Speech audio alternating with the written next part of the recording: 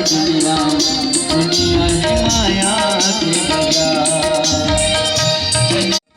जिनकी चार दुनिया, दुनिया है माया के बाजार। दुनिया है माया के बाजार। जिनकी चार दुनिया, दुनिया है माया के बाजार। जिनकी चार दुनिया, दुनिया है माया के बाजार। जिनकी चार दुनिया, दुनिया है माया के बाजार। जिनकी चार दुनिया, दुनिया है माया के बाजार।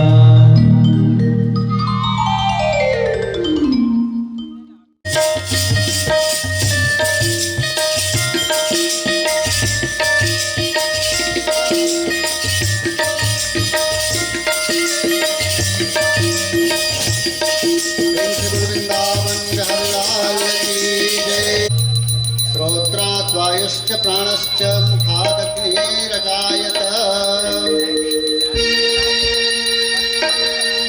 श्री बाके जी हरे तेरे, हे कुंज जी हरे तेरे, आरती गाओ हे कुंज जी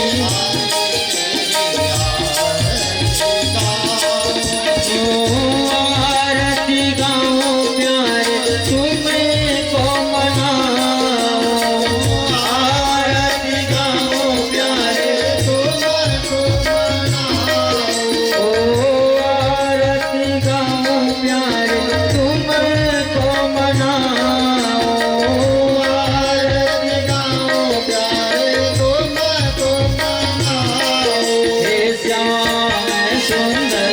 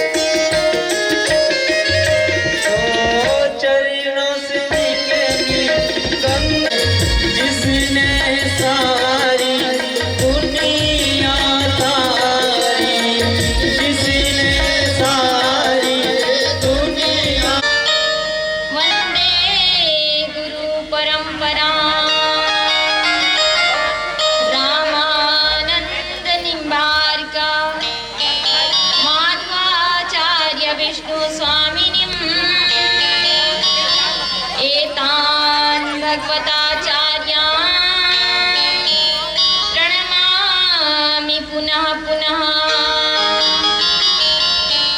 गुरु ब्रह्मा गुरु विष्णु गुरुदेव महेश्वरा, गुरु साक्षात् परं ब्रह्मा, तस्मै श्री गुरुवे नमः।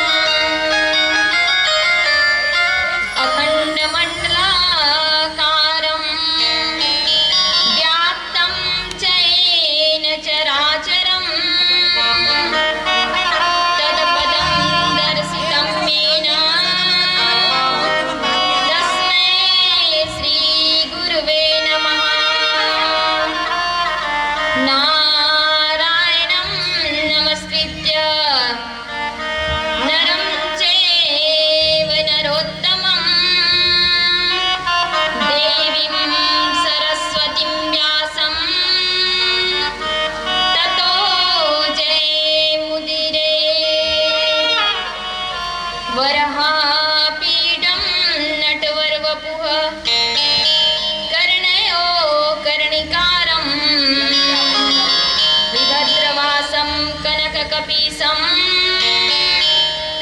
वैजयन्ती च मालम् रन्धानवेणुरधरसुधया पुरयेन गोपवृन्दे वृन्दारण्यं स्वपदरमणम् प्रविशदगीतकीर्त्या वासुदेवं सुतं देवं कंसचारुणमर्दनं देवकी परमानन्दं कृष्णं वन्दे जगद्गुरुं कृष्णाय वासुदेवाय हरे परमात्मने प्रणतक्लेशनाशाय गोविन्दाय नमो नमः व्रजे वसन्तं नवनीतचौरं गोपाङ्गनानां च यदुकूलचौरम् अनेकजन्मार्जितपापचौरं चौरागण्यं पुरुषं नमामि श्रीराधिकाया हृदयस्य चौरं नीलाम्बुजश्यामलकान्तिचौरं पादाश्रितानां च समस्तचौरं चौरागण्यं पुरुषं नमामि छविललितकमलाकोटिसं नवनीलयम्बरधारिणीं शशिवदनकञ्चविलोचनीं शिरचन्द्रिका मृदुहासिनीं आनन्दघन गोविन्दमन् मन्दिर अनन्यनिवासिनीं घनश्याम घनहित चातनीं घनश्याम घनहित मोरणीं जय जय श्री राधारमण जय जय नवल किशोर जय गोपी चितचोर प्रभु जय जय माखन चोर राधा भक्ति हरिर्ज्ञानम् ताभ्यां च समन्विता तां श्री भागवत गाथा वन्दे युगलरूपिणीं कात्यायनी महामाये भवानी भुवनेश्वरी संसार सागरे मग्नं मामोद्वर कृपामये ब्रह्मा विष्णु शिवाराधे प्रसिद्ध जगदम्बिके मनो अभिलाषितं देवी वरं देहि नमोस्तुते राम कथा के रसिक तुम भक्ति रासमति धी गादी अपनी लीजिए प्रभु तेज पुंज महावीर आइए हनुमंत जी विराजिए बोलिए पवन सुत हनुमान की जय श्रीमद् भागवत महापुराण की जय राधा रानी सरकार की जय। आइए अपने मन और वाणी को पवित्र करने के लिए 2 मिनट भगवान नाम संकीर्तन करेंगे। तो भाव के साथ और ताली के सेवा से प्रभु का गुणगान करेंगे। गोविंद चले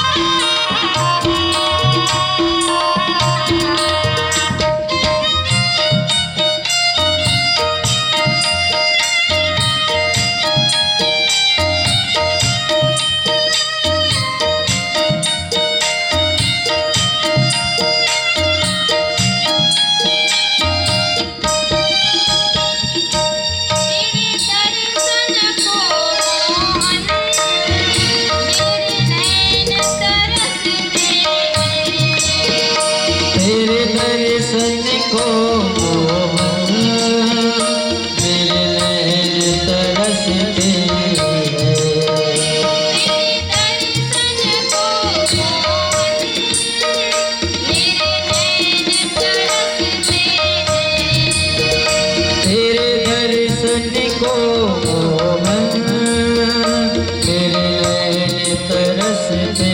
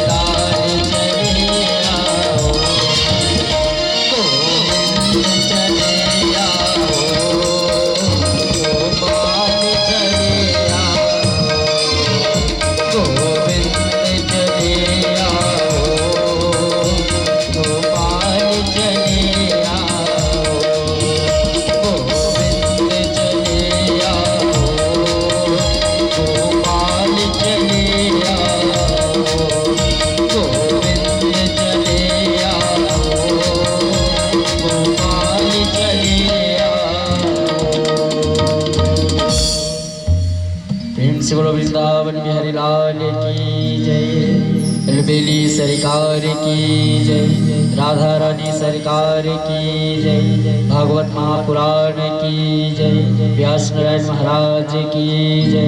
जय जय श्री राधे, जय जय श्री राधे, जय जय श्री राधे श्याम। आइएगा, परम मंगलमय परमात्मा, जगत को रचने वाले जगत पिता एवं माँ आद्य शक्ति जगदम्बा की अनुकंपा से आज श्रीमद् भागवत महापुराण सप्ताह ज्ञान यज्ञ का तृतीय दिवस की पावन गंगा में गोता लगाने जा रहे हैं। तो इस श्रीमद् भागवत महापुराण सप्ताह ज्ञान यज्ञ की जो कराने हेतु निमित्त बने हैं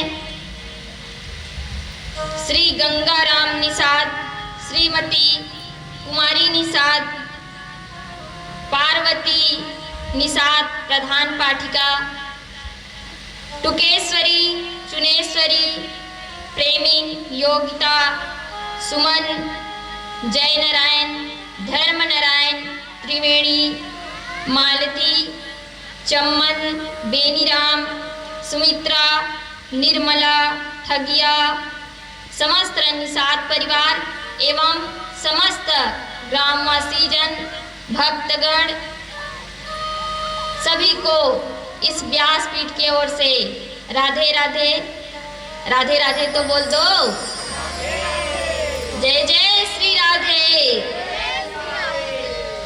तो आइए, श्री सुखदेव जी महाराज राजा परीक्षित को नाना प्रकार के कथा श्रवण करा रहे हैं और नैमिषारण्य क्षेत्र में श्री सूत जी महाराज 88,000 ऋषि गणों को कथा श्रवण करा रहे हैं कि किस प्रकार से जब परीक्षित जी महाराज को 7 दिवस में मृत्यु का श्राप लगा कि एक तक्षक नाग आएगा और उसे डसेगा, सो जो परीक्षित जी महाराज थे श्री सुखदेव जी महाराज को निवेदन कर रहे हैं हाथ जोड़ करके और एक ही प्रश्न किए हैं कि हे सुखदेव जी महाराज, मरते हुए व्यक्ति को क्या करना चाहिए, उसके कल्याण के क्या साधन हैं। सो श्री सुखदेव जी महाराज नाना प्रकार के कथा श्रवण करा रहे हैं और बता रहे हैं कि किस प्रकार से इस पावन भारत भूमि में 3 भरत हुए, शकुंतला पुत्र भरत, कैकेयी पुत्र भरत और श्री जड़ भरत जी महाराज।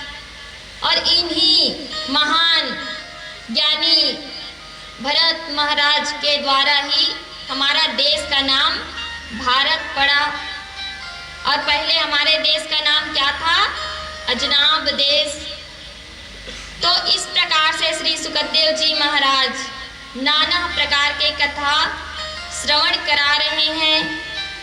और आगे की कथा श्री सुखदेव जी महाराज राजा परीक्षित को श्रवण करा रहे हैं और बता रहे हैं कि परीक्षित, इस पृथ्वी में जितने भी जीव जन्म लेता है वह अपने अपने कर्म को भोगता ही है, चाहे वह जैसा भी कर्म करे।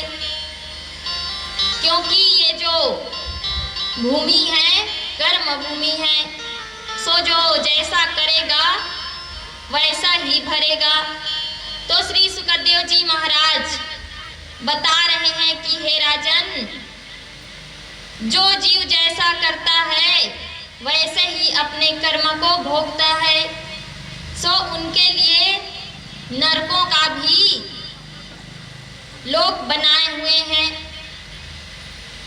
तो श्री सुखदेव जी महाराज बता रहे हैं कि जो जीव, जो व्यक्ति जैसा जैसा कर्म करता है वैसे वैसे अलग अलग नरकों में जाकर के यातनाएं सहने पड़ते हैं।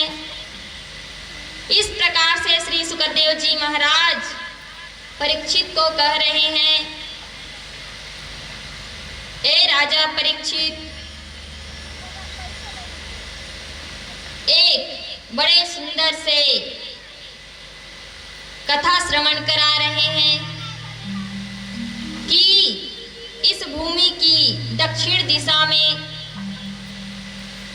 इस पृथ्वी की दक्षिण दिशा में 99,000 योजन की दूरी पर, उसकी ऊंचाई में जो है नरकों का वर्णन कर रहे हैं कि कौन कौन से प्रकार के नरक पाए जाते हैं, जहां व्यक्ति अपने कर्म अनुसार जाकर के उस नरक में अपना कर्म को भोगता है। तो 28 प्रकार के नरकों का वर्णन कर रहे हैं श्री सुखदेव जी महाराज और बता रहे हैं कि राजा परीक्षित की जो जीव पराये धन पर नजर रखता है वह तामिस्व नरक में जाकर के यातनाएं सहती है। और जो भी जीव विश्वासघात करता है, किसी को मूर्ख बनाता है, किसी का विश्वास तोड़ता है, वह जीव तामिस नरक में जाकर के पड़ता है। इस कलयुग में लोगों के लिए अच्छी अच्छी चीजें बनाई हैं, फिर भी लोग क्या करते हैं? मांसों का भक्षण करते हैं। सो उनके लिए भी नरक बनाए हैं। इसीलिए श्री गोस्वामी जी ने भी मानस में कहा है कि मांस मछली जो करई आहारा, 64 जोन गिद्ध अवतारा। जो मांसाहारी व्यक्ति है वह 64 योनि तक गिद्ध का अवतार लेता है। तो इसीलिए मांस का भक्षण नहीं करना चाहिए, क्योंकि जो प्रभु है वह खाने के लिए कितने अच्छे अच्छे चीजें बनाई हैं।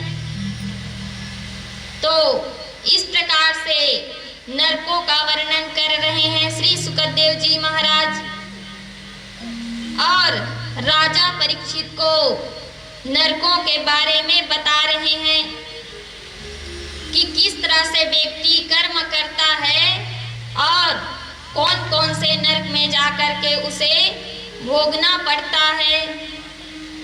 और जो व्यक्ति मांस का भक्षण करता है उसे नरक में ले जाकर के, जो व्यक्ति मांस का भक्षण करता है वह रौरव नरक में जाकर के पड़ता है। और उसे क्या किया जाता है, जो यम के गण है वह खौलते हुए तेल में ले जाकर के डालता है कि ऐसे ही तुमने दूसरे जीव को भी तेल में से काई करके खाया है कि नहीं। तो श्री सुखदेव जी महाराज नरकों के वर्णन कर रहे हैं।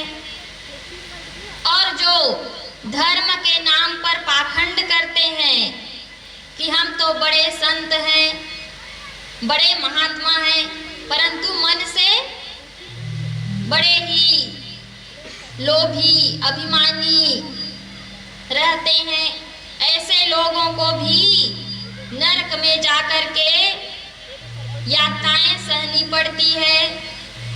और जो अपने से श्रेष्ठ व्यक्ति का, अपने से बड़ों का सम्मान नहीं करता, अपने माता पिता, अपने गुरु, अपने बड़े भाई, अपने से बड़ों का, श्रेष्ठ का, कई लोग उम्र में बड़े होते हैं तो कई लोग ज्ञान में बड़े होते हैं, उनका भी कई लोग अपमान करते रहते हैं।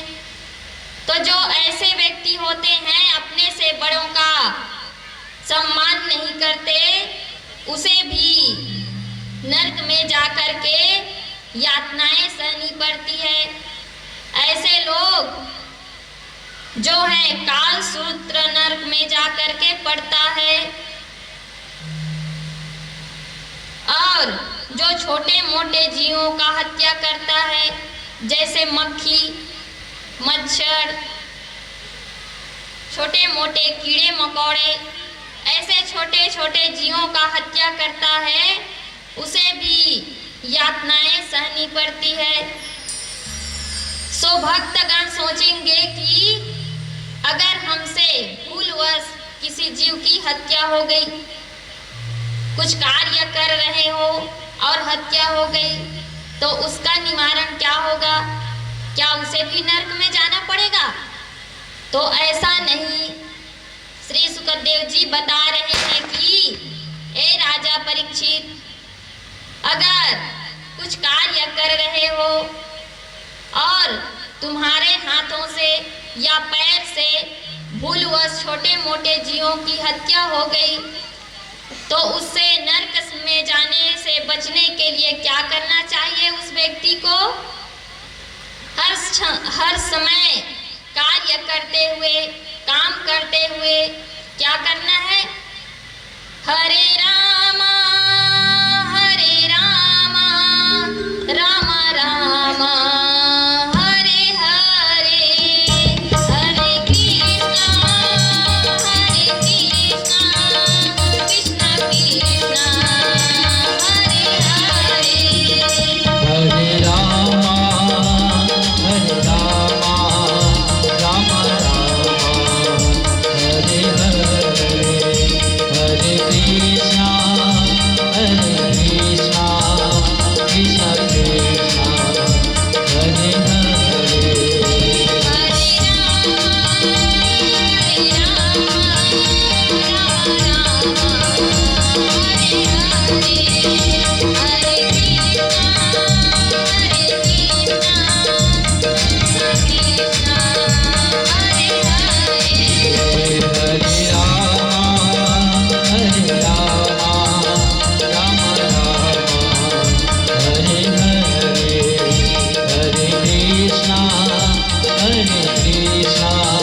कृष्ण कृष्ण हरे हरे।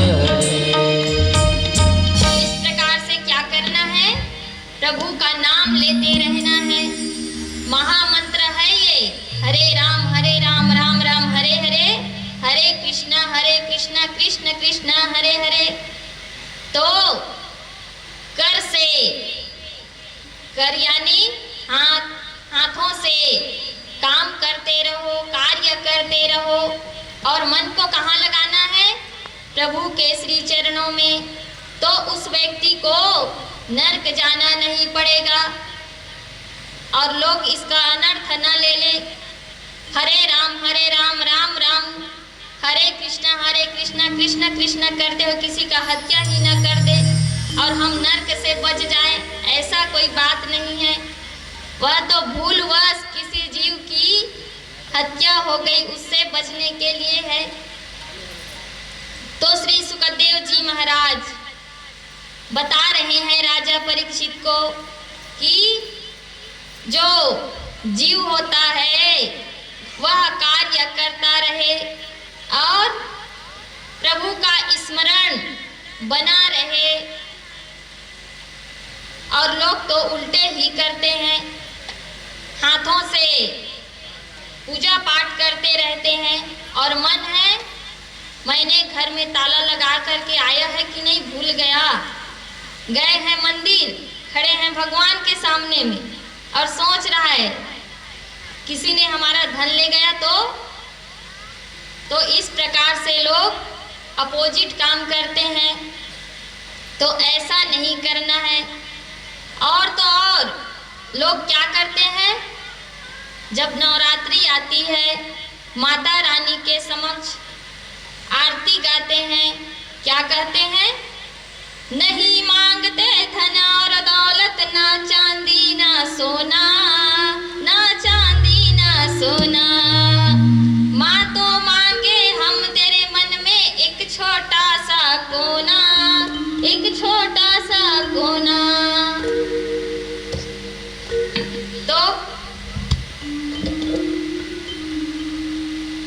इस प्रकार से माता रानी के समक्ष जाकर के क्या कहते हैं, न धन मांगते हैं न दौलत मांगते हैं, क्या मांग रहे हैं, उसके मन में एक छोटे से कोने है नहीं।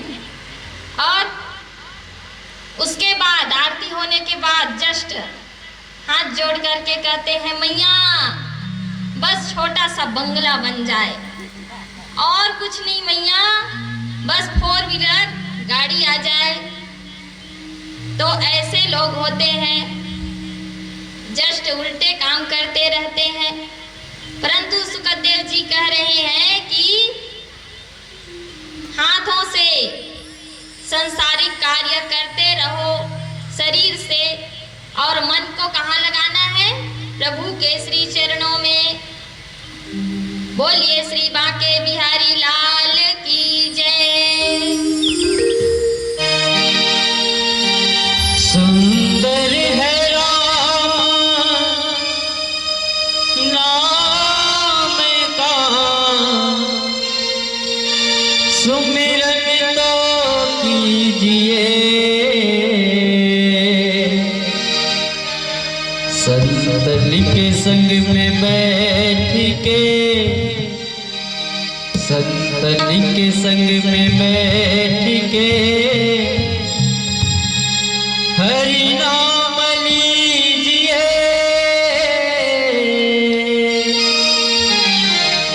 संतन के संग में बैठ के, संतन के संग में बैठ के हरि नाम लीजिए, संतन के संग में बैठ के हरि नाम लीजिए।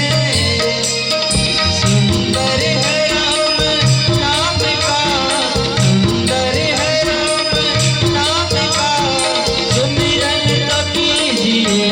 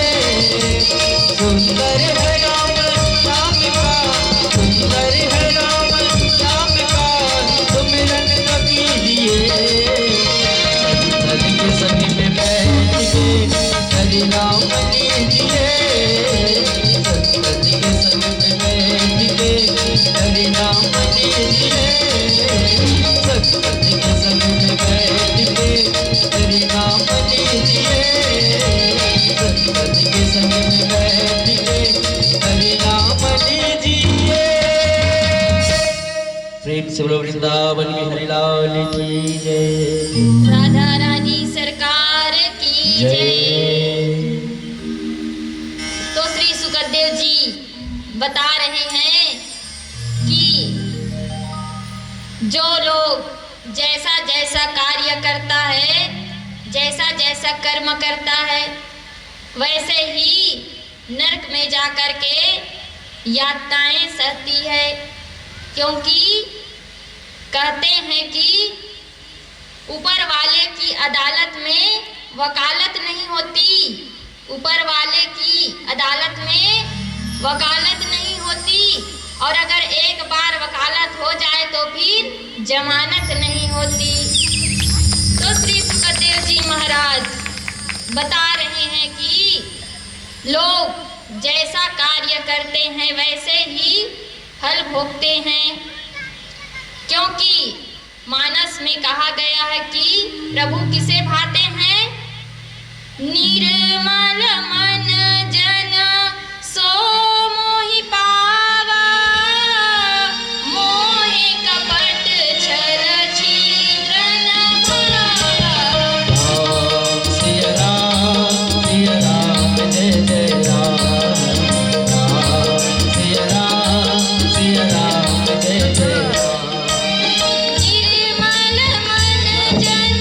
निर्मल मन जन सो मोहि पावा,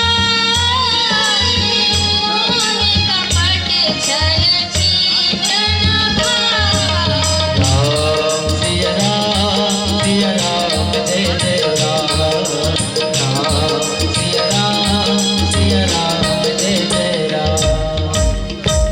क्या लिख रहे हैं गोस्वामी जी मानस में कि प्रभु को निर्मल मन पसंद है, जिसके मन में कोई कपट ना हो, कोई ईर्षा ना हो, कोई अभिमान ना हो।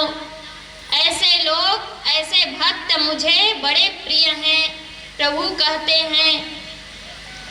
और जो जैसा करता है वैसा ही भरता है। जो भी इस पृथ्वी में जन्म लेता है, सो जो कर्म करता है उसका फल भोगता ही है। क्योंकि गोस्वामी जी ने कहा है, कर्म प्रधान वीसर चिराखा, जो जस करहि सो तस फल चाखा। राम सिया राम जय जय राम, राम सिया राम जय जय राम। कर्म प्रधान वीसर चिराखा, जो जस करहि सो तस फल चाखा। राम सिया राम जय जय राम, राम सिया राम जय जय राम। तो जो जैसा करता है, यह भूमि क्या है? कर्म भूमि है। उसे अपना कर्म भोगना ही पड़ता है। जैसे जैसे करता है वैसे वैसे फल चखता रहता है। तो श्री सुखदेव जी महाराज राजा परीक्षित को बता रहे हैं कि जो प्रभु ने हम सबको मनुष्य योनि में जन्म दिया है, और मनुष्य की जो बुद्धि है वह जानती है कि कौन सत्य है, कौन असत्य है, क्या कार्य धर्म की है और कौन सी कार्य अधर्म की है। अगर कोई भी अधर्म कार्य करने जाए तो उसकी मन एक बार जरूर चेतावनी देती है कि ये गलत है। फिर भी लोग अपने अंतर आत्मा की आवाज को दबा करके कई अधर्म के कार्य में भी लग जाते हैं। तो श्री सुखदेव जी बता रहे हैं कि जो मनुष्य की बुद्धि है, सक्षम है कि क्या कार्य है वह अधर्म की है और कौन सा कार्य है जो धर्म की है, फिर भी लोग जानबूझ करके अधर्म के मार्ग पर चलते रहते हैं। इसीलिए उनके लिए नरक भी बने हैं। और श्री सुखदेव जी महाराज कथा सुना रहे हैं कि अगर हमें मनुष्य न बना करके किसी छोटे मोटे जीव में ही डाल देते, मानो सर्प ही बन जाते, तो इधर उधर भटकते रहते। और इतना सुंदर सा शरीर दिया है प्रभु ने, तो उसका सदुपयोग करना चाहिए, अच्छे अच्छे कार्य करने चाहिए। तो श्री सुखदेव जी महाराज कथा श्रवण करा रहे हैं, नाना प्रकार के कथाएं राजा परीक्षित को। बोलिए श्री वृंदावन बिहारी लाल की जय।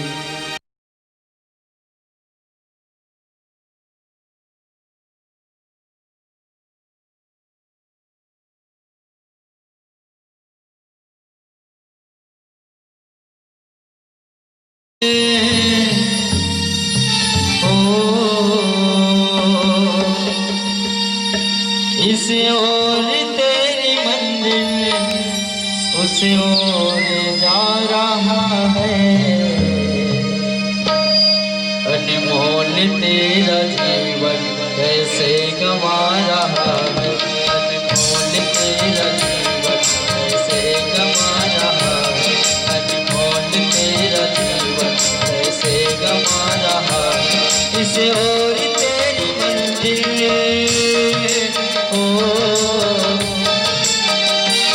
इस ओर तेरी मंजिल उस ओर जा रहा है, अनमोल तेरा जीवन कैसे गंवा रहा है, अनमोल तेरा जीवन कैसे गंवा रहा है।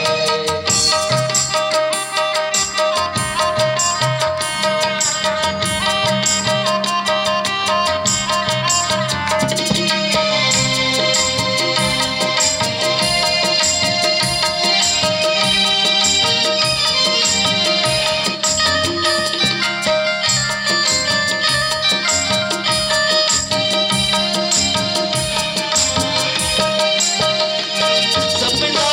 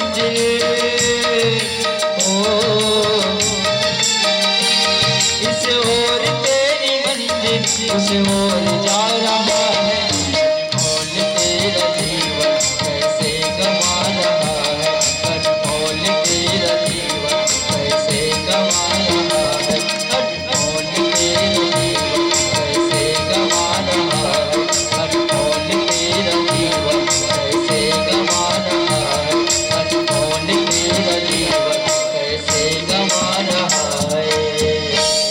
प्रेम से बोलो माँ के बिहारी लाल की जय। जय जय श्री राधे, जय जय श्री राधे, जय जय श्री राधे श्याम। श्रीमद् भागवत महापुराण की जय। श्री सुखदेव जी महाराज राजा परीक्षित को नाना प्रकार के कथा श्रवण करा रहे हैं और बता रहे हैं कि एक रोज जो देवताओं के राजा इंद्र है अपने सिंहासन पर बैठे थे और उसी बीच उनके जो गुरु हैं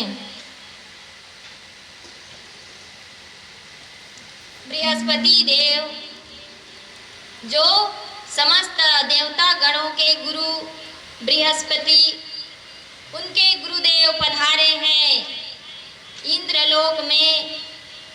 देवराज इंद्र के महल में जैसे ही पधारे तो देखा कि अभिमान से भरा हुआ इंद्र अपने सिंहासन से उठ कर के अपने गुरुदेव बृहस्पति का कोई आदर नहीं किया, कोई सत्कार नहीं किया। इतना देखा जो बृहस्पति देव हैं तो अपना अपमान समझ करके इंद्र को श्राप दे दिया कि तुम्हें राजा होने का बड़ा अभिमान है, इसलिए तुम दरिद्र हो जाओ। बड़े घमंड है तुम्हें कि तुम देवताओं के राजा हो, तो जाओ तुम्हारा यह अभिमान टूट जाए, दरिद्र हो जाओ। तुम्हारा जो धन संपदा है वह नष्ट हो जाए, क्षीण हो जाए। इस प्रकार से श्रापित होने पर जो देवराज इंद्र है उसके जितने भी धन संपदा है, उनके जो इंद्रलोक है उस पे आधिपत्य जमा लिया असुरों ने। जब उसकी जो देवराज इंद्र के जो गुरुदेव हैं उनके श्राप को सुना तो इंद्रदेव को बड़े ही पश्चाताप हुए कि मैंने क्या कर दिया, अपने गुरुदेव का बड़ा अपमान कर दिया, कोई सत्कार नहीं किया। गुरु बृहस्पति कहने लगे कम से कम अपने सिंहासन के उठ करके खड़े तो हो जाते, परंतु नहीं, कोई आभाव नहीं। और तो और कैसे आए हो गुरुदेव, इतना भी नहीं कहा, बैठने को भी नहीं कहे, कोई चर्चा नहीं, कोई मान सम्मान नहीं। ऐसे कलयुग में भी कई कई चेले होते हैं, हमने सुना है कई कई के मुख से कि गुरुदेव पधारे हैं करके जब मालूम होता है तो गुरुदेव जा रहे हैं एक गली से तो उसके चेला जो है हमारे यहाँ गुरुदेव ना आए करके दूसरे गली से निकल पड़ते हैं और बच्चों को बता देते हैं कि कह देना वह घर पे नहीं है। तो ऐसे ऐसे भी चेले हैं। तो आज जो देवराज इंद्र है वह भी बड़े अभिमानी, अपने गुरुदेव का कोई आदर सत्कार नहीं किया, तो उनके देव जो गुरुदेव हैं उनके द्वारा उन्हें श्रापित होना पड़ा और श्राप के कारण असुरों की बल है बढ़ गई और उनके लोक में जाकर के अपना आधिपत्य जमा लिया और सारे देवता गणों को क्षति पहुंचाने लगे। जो देवराज इंद्र है जब असुरों को हाहाकार मचाते हुए देखा अपने लोगों पर, तो बड़ा मन में पश्चाताप लेकर के मान करके ब्रह्मा जी के पास गए और ब्रह्मा जी को हाथ जोड़ करके कहने लगे, हे ब्रह्म जी, मेरे से एक भूल हो गई। मैंने अपने गुरुदेव का कोई मान नहीं किया। जब मेरे गुरुदेव आए तो मैं अपने सिंहासन से नहीं उठा और मेरे गुरुदेव जो है मुझे श्राप दे दिया क्रोध में आकर के कि मेरा कोई मान सम्मान नहीं कर रहे हो। सो आज असुरों ने हमारे लोक में सारे देवता गणों को क्षति पहुंचा रही है, और तो और महाराज हमारे लोक में अपना आधिपत्य जमा लिया है। तो अब इसके निवारण के लिए आप कुछ उपाय बताइए प्रभु। तो जो ब्रह्मदेव थे, ब्रह्मा जी महाराज, ब्रह्मा जी कहने लगे, इंद्र, तुमने सच में बड़ी भूल की है, अपने गुरुदेव का अनादर किया है। क्योंकि व्यक्ति एक बार किसी अन्य का भी अपमान करे तो समझ में आता है, और वह भी अपने गुरु का अपमान कर रहा है, सो उसे तो उसका श्राप मिलना ही था, भोगना ही था। तो जो इंद्र थे वह बने अपने मन में बड़े ही ग्लानि किए, पश्चाताप हुआ। तो ब्रह्मा जी कहने लगे, तुम ऐसा करो, किसी ज्ञानी पंडित से, विद्वान महात्मा से क्या करो, यज्ञ करवाओ, तो जाकर के तुम्हें असुरों पर विजय प्राप्त होगी। तो जो इंद्र थे कहने लगे कि ऐसा महान ज्ञानी पंडित कहाँ मिलेगा हमें। तो ब्रह्मा जी ने बताया कि जो त्वष्टा है उसके पुत्र हैं विश्वरूप, तो उस विश्वरूप से आप जाकर के निवेदन करो और निवेदन करके कहना कि हमें इस संकट से उबारे। तो जो इंद्र है ब्रह्मदेव के बात मान करके ब्रह्मा जी के बातों को अपने शिरोधार्य करके ब्रह्मलोक से निकले और गए हैं त्वष्टा के पास, जो उनके पुत्र हैं विश्वरूप जी, उनके पास, जो ब्रह्म ज्ञानी महाज्ञानी थे। तो उनसे कहा कि हमसे हमारे गुरुदेव का अपमान हो गया, भूल हो गए, सो हमारे लोक पर असुरों का आधिपत्य हो गया है, देवता गणों को बड़े क्षति पहुंची है, तो आप कुछ कीजिए। जो विश्वरूप थे उन्होंने यज्ञ किया और यज्ञ के साथ में नारायण कवच का भी उच्चारण किया, और जो विश्वरूप है उन्हें, जो विश्वरूप है वह जो है इंद्र को वापस स्वर्ग को दिलाने के लिए, इंद्रलोक को दिलाने के लिए, असुरों से मुक्ति प्रदान करवाने के लिए नारायण कवच का उच्चारण कर रहे हैं। यया गुप्ता सहस्राक्ष समान रिपुसैनिकान् क्रीडनीव विनिर्जित्यं त्रिलोक्या बुभुजे श्रियम्। नारायण कवच का पाठ कर रहे हैं, उच्चारण कर रहे हैं, और इसका अगन्यास करन्यास करने के बाद उच्चारण कर रहे हैं कि जलेषु मा रक्षतु मदस्य मूर्ति यदो गणेभ्यो वरुणस्य पास्यता स्त्रेषु मायाः वटु वामनो अव्यात त्रिविक्रमः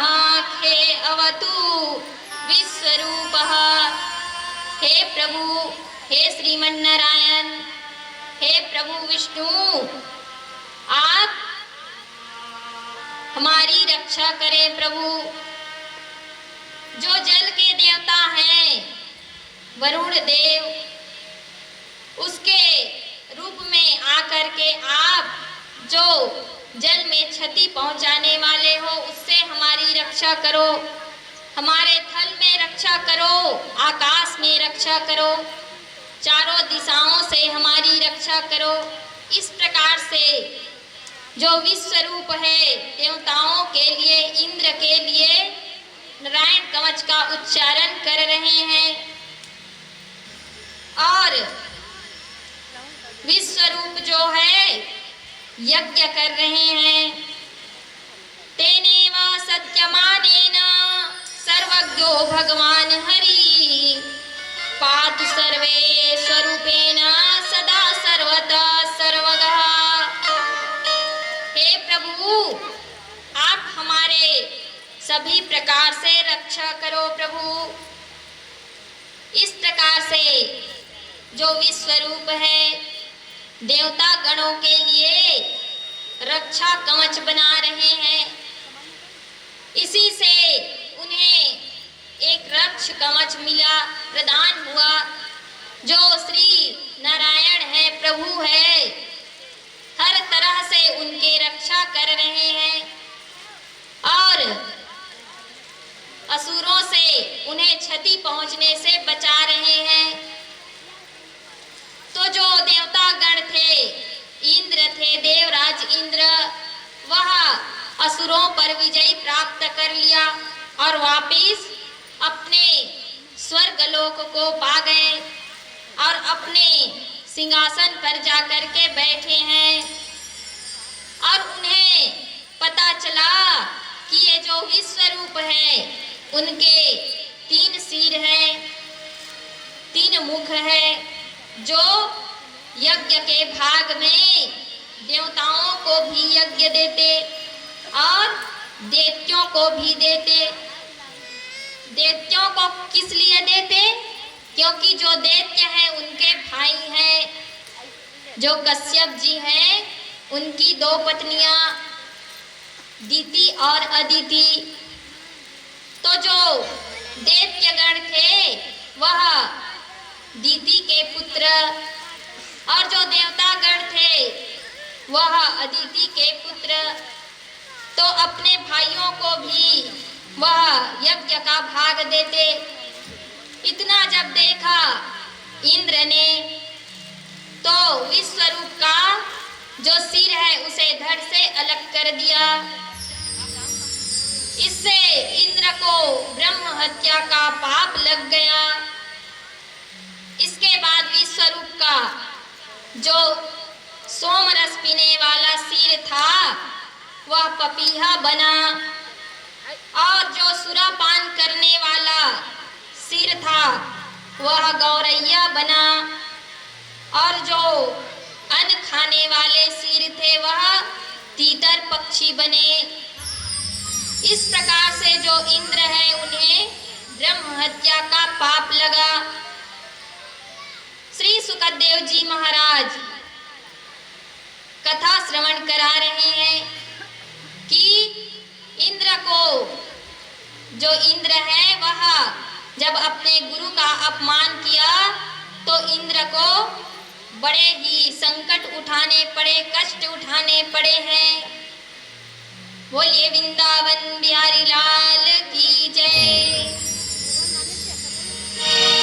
मत कर तू अभिमान रे बंदे, झूठी तेरी शान रे।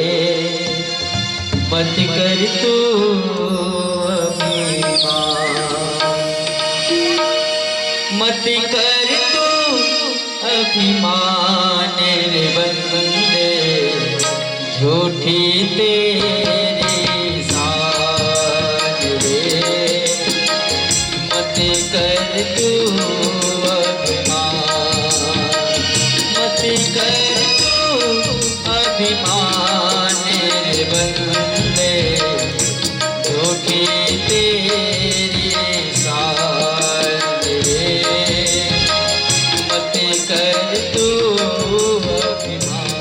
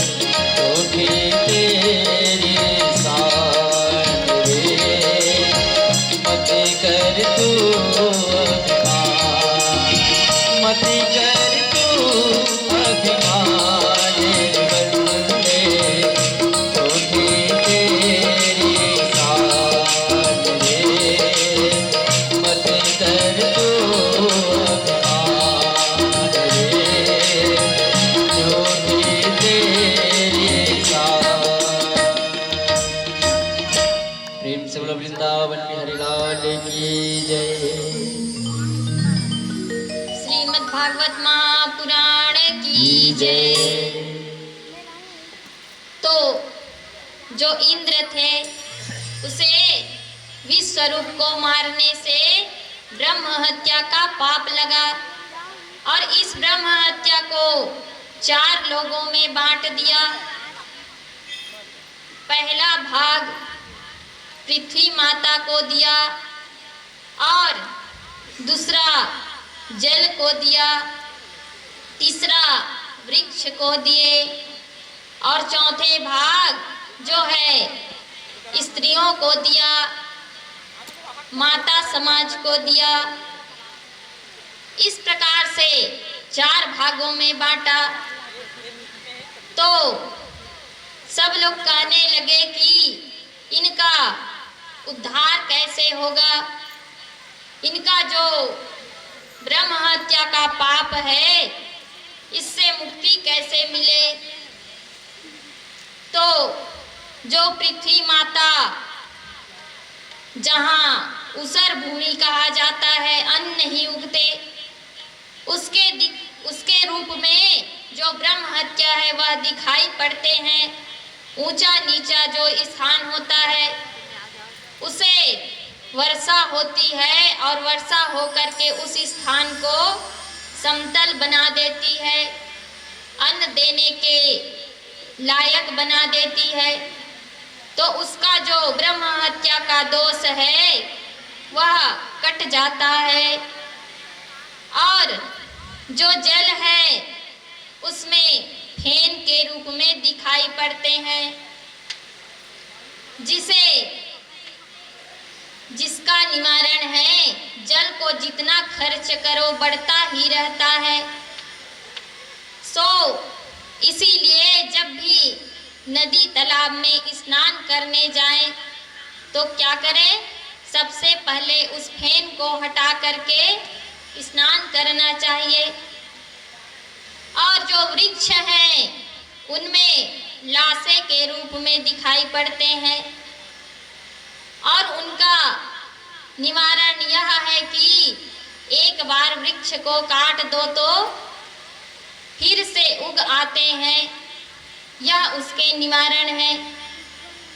और जो माताएं समाज में स्त्रियों को जो ब्रह्म हत्या का भाग दिया गया था उसका जो रूप है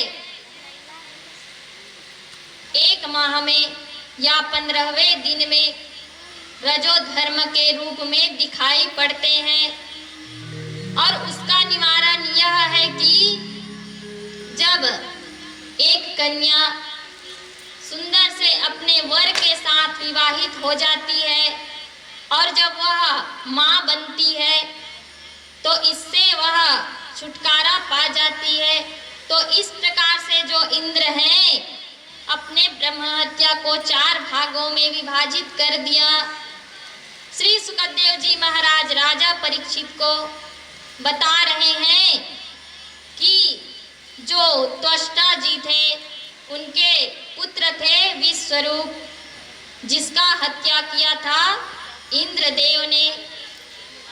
और जो त्वष्टा है उसे पता चली कि हमारे पुत्र का हत्या हो चुका है इंद्र के द्वारा, तो अब हम दूसरे पुत्र उत्पन्न करेंगे और इंद्र को मारने वाला उत्पन्न करेंगे।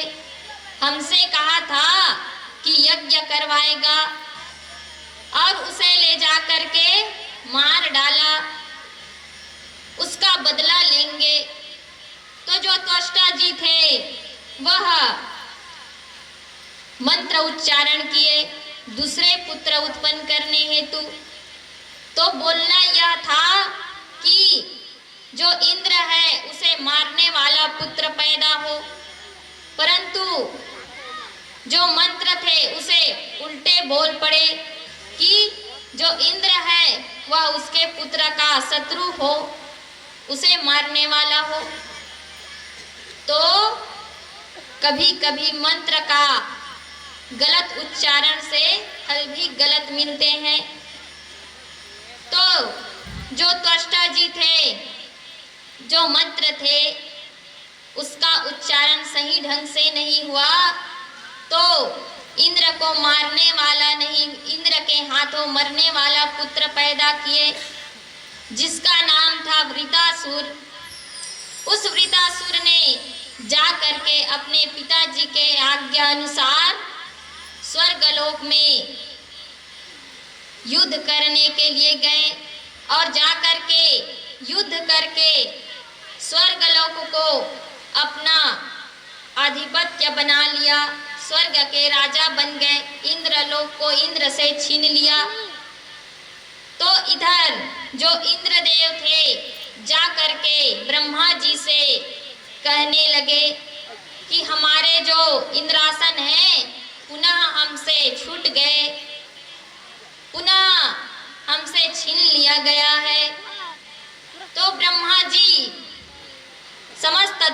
गणों को अग्निदेव, वरुण देव, सूर्य देव और इंद्रदेव, समस्त देवता गणों को, देवताओं के राजा इंद्र को, सबको साथ में लेकर के गए प्रभु विष्णु के पास वैकुंठ धाम। और जाकर के विष्णु से कहने लगे कि हे प्रभु, अब हमें इस संकट से आप ही मुक्ति दिलाइए। तो प्रभु विष्णु कहने लगे कि देवता गणों, चिंता मत करो, इसका भी उपाय है। अगर समस्या है तो समस्या का हल भी है। तो एक कार्य करो, जो दधीची ऋषि जी हैं उनके पास जाओ और जा करके उनसे कहना कि उनके अगर इच्छा हो तो अपने हड्डियों का दान करें और उस हड्डी से वज्र बनवाना और उसी वज्र से उस वृतासुर का हत्या करना।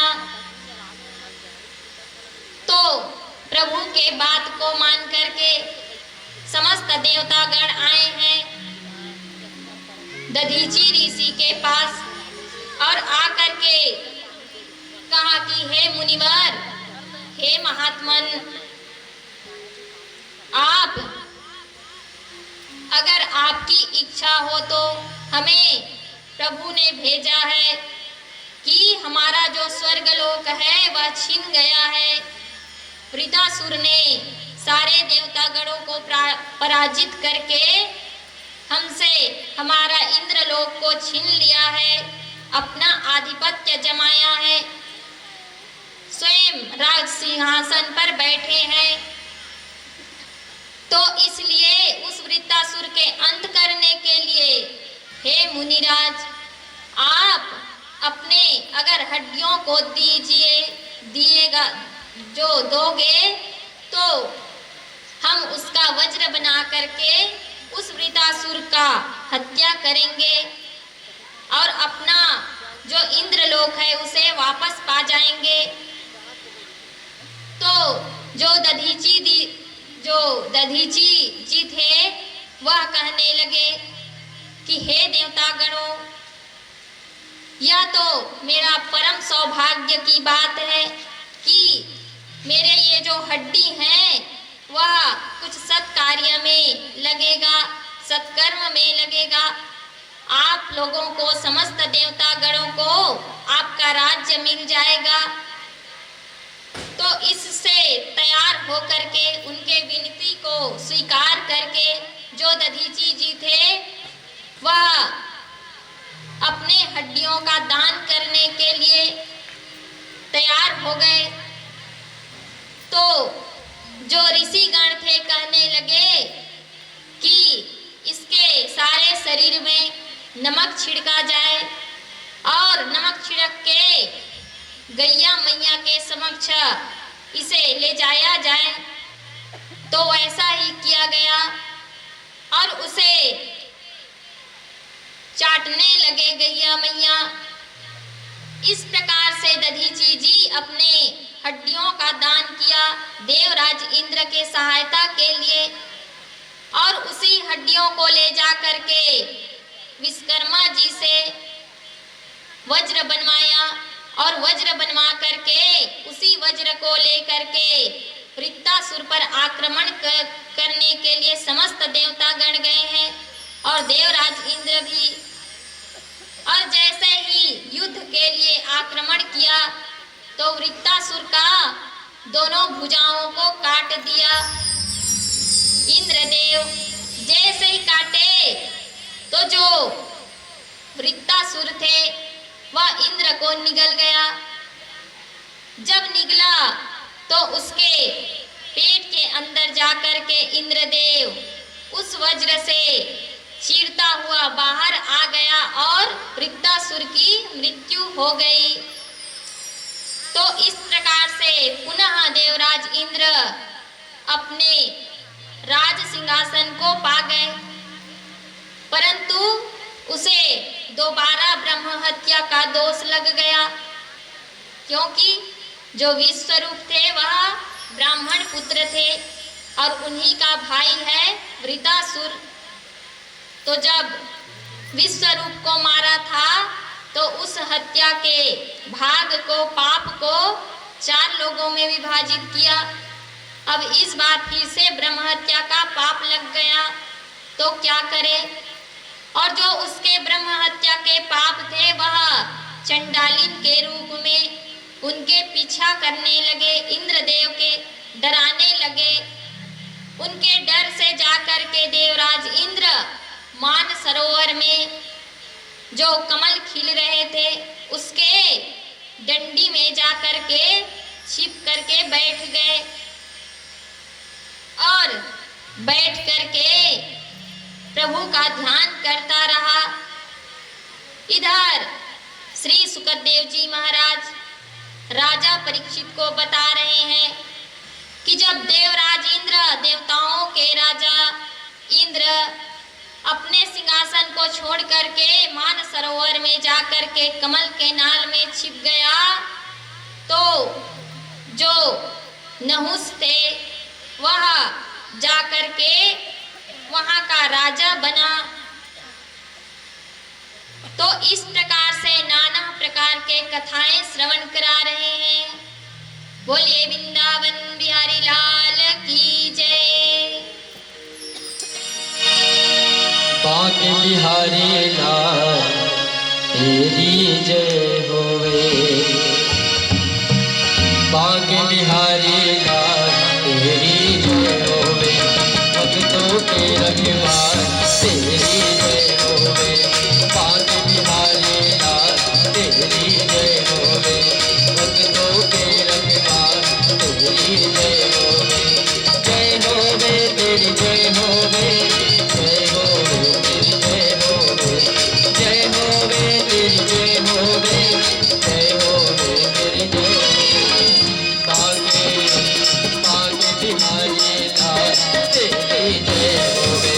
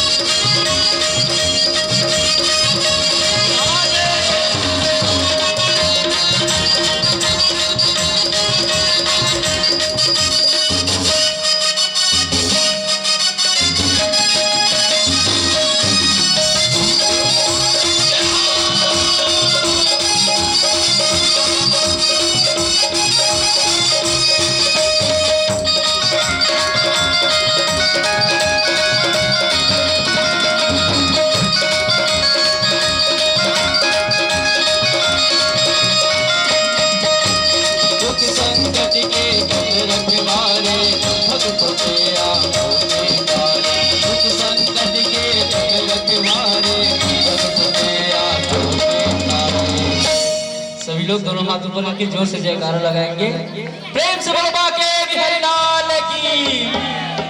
जोर से आवाज आना चाहिए भाई, आवाज धीरे। खाना खा पाए ना सभी जन, हाँ आवाज जोर से आना चाहिए। प्रेम से बोलो वृंदावन बिहारी लाल की। ताली बजाते हुए कहेंगे क्या? बाके बाके बाके बिहारी लाल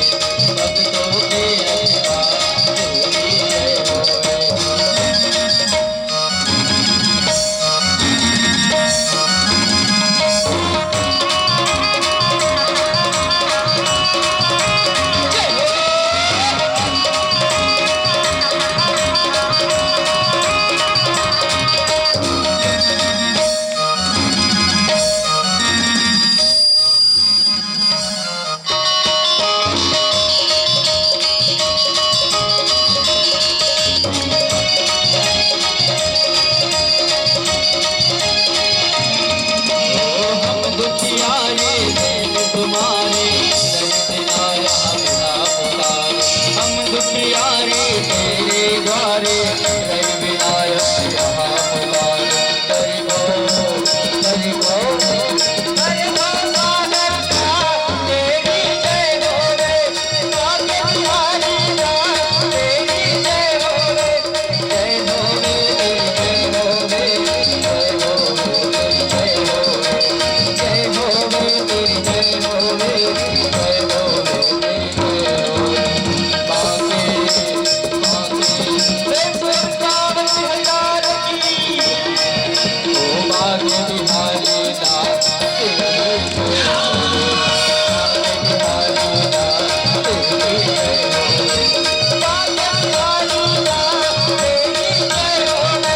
भक्तों के रखवाले तेरी जय हो रे।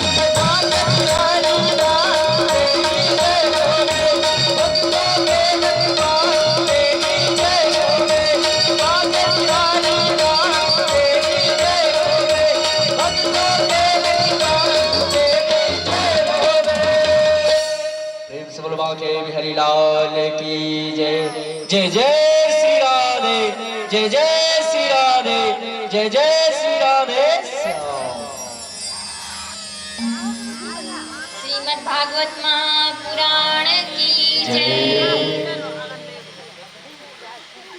श्री सुखदेव जी राजा परीक्षित को बताते हैं कि ये जो वृतासुर थे वह पूर्व जन्म में चित्रकेतु नाम से जाना जाता था और उनकी पत्नी का नाम था कृतधुति और इनके कोई संतान नहीं थे, कोई पुत्र नहीं था।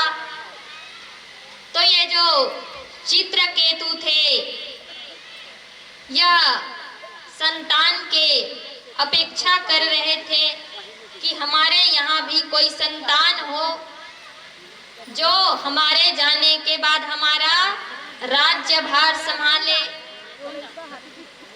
और इनके यहाँ पधारे थे अंगिरा ऋषि जी।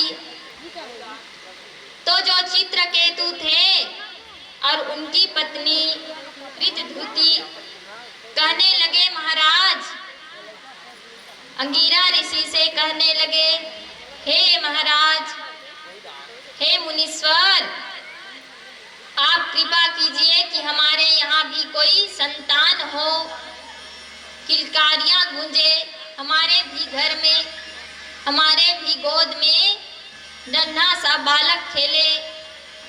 तो जो अंगिरा ऋषि थे उनके आदर सत्कार से, उनके सेवा से प्रसन्न होकर के उन्हें आशीर्वाद दिया। सो उनके यहाँ संतान हुए, एक बालक हुआ सुंदर सा।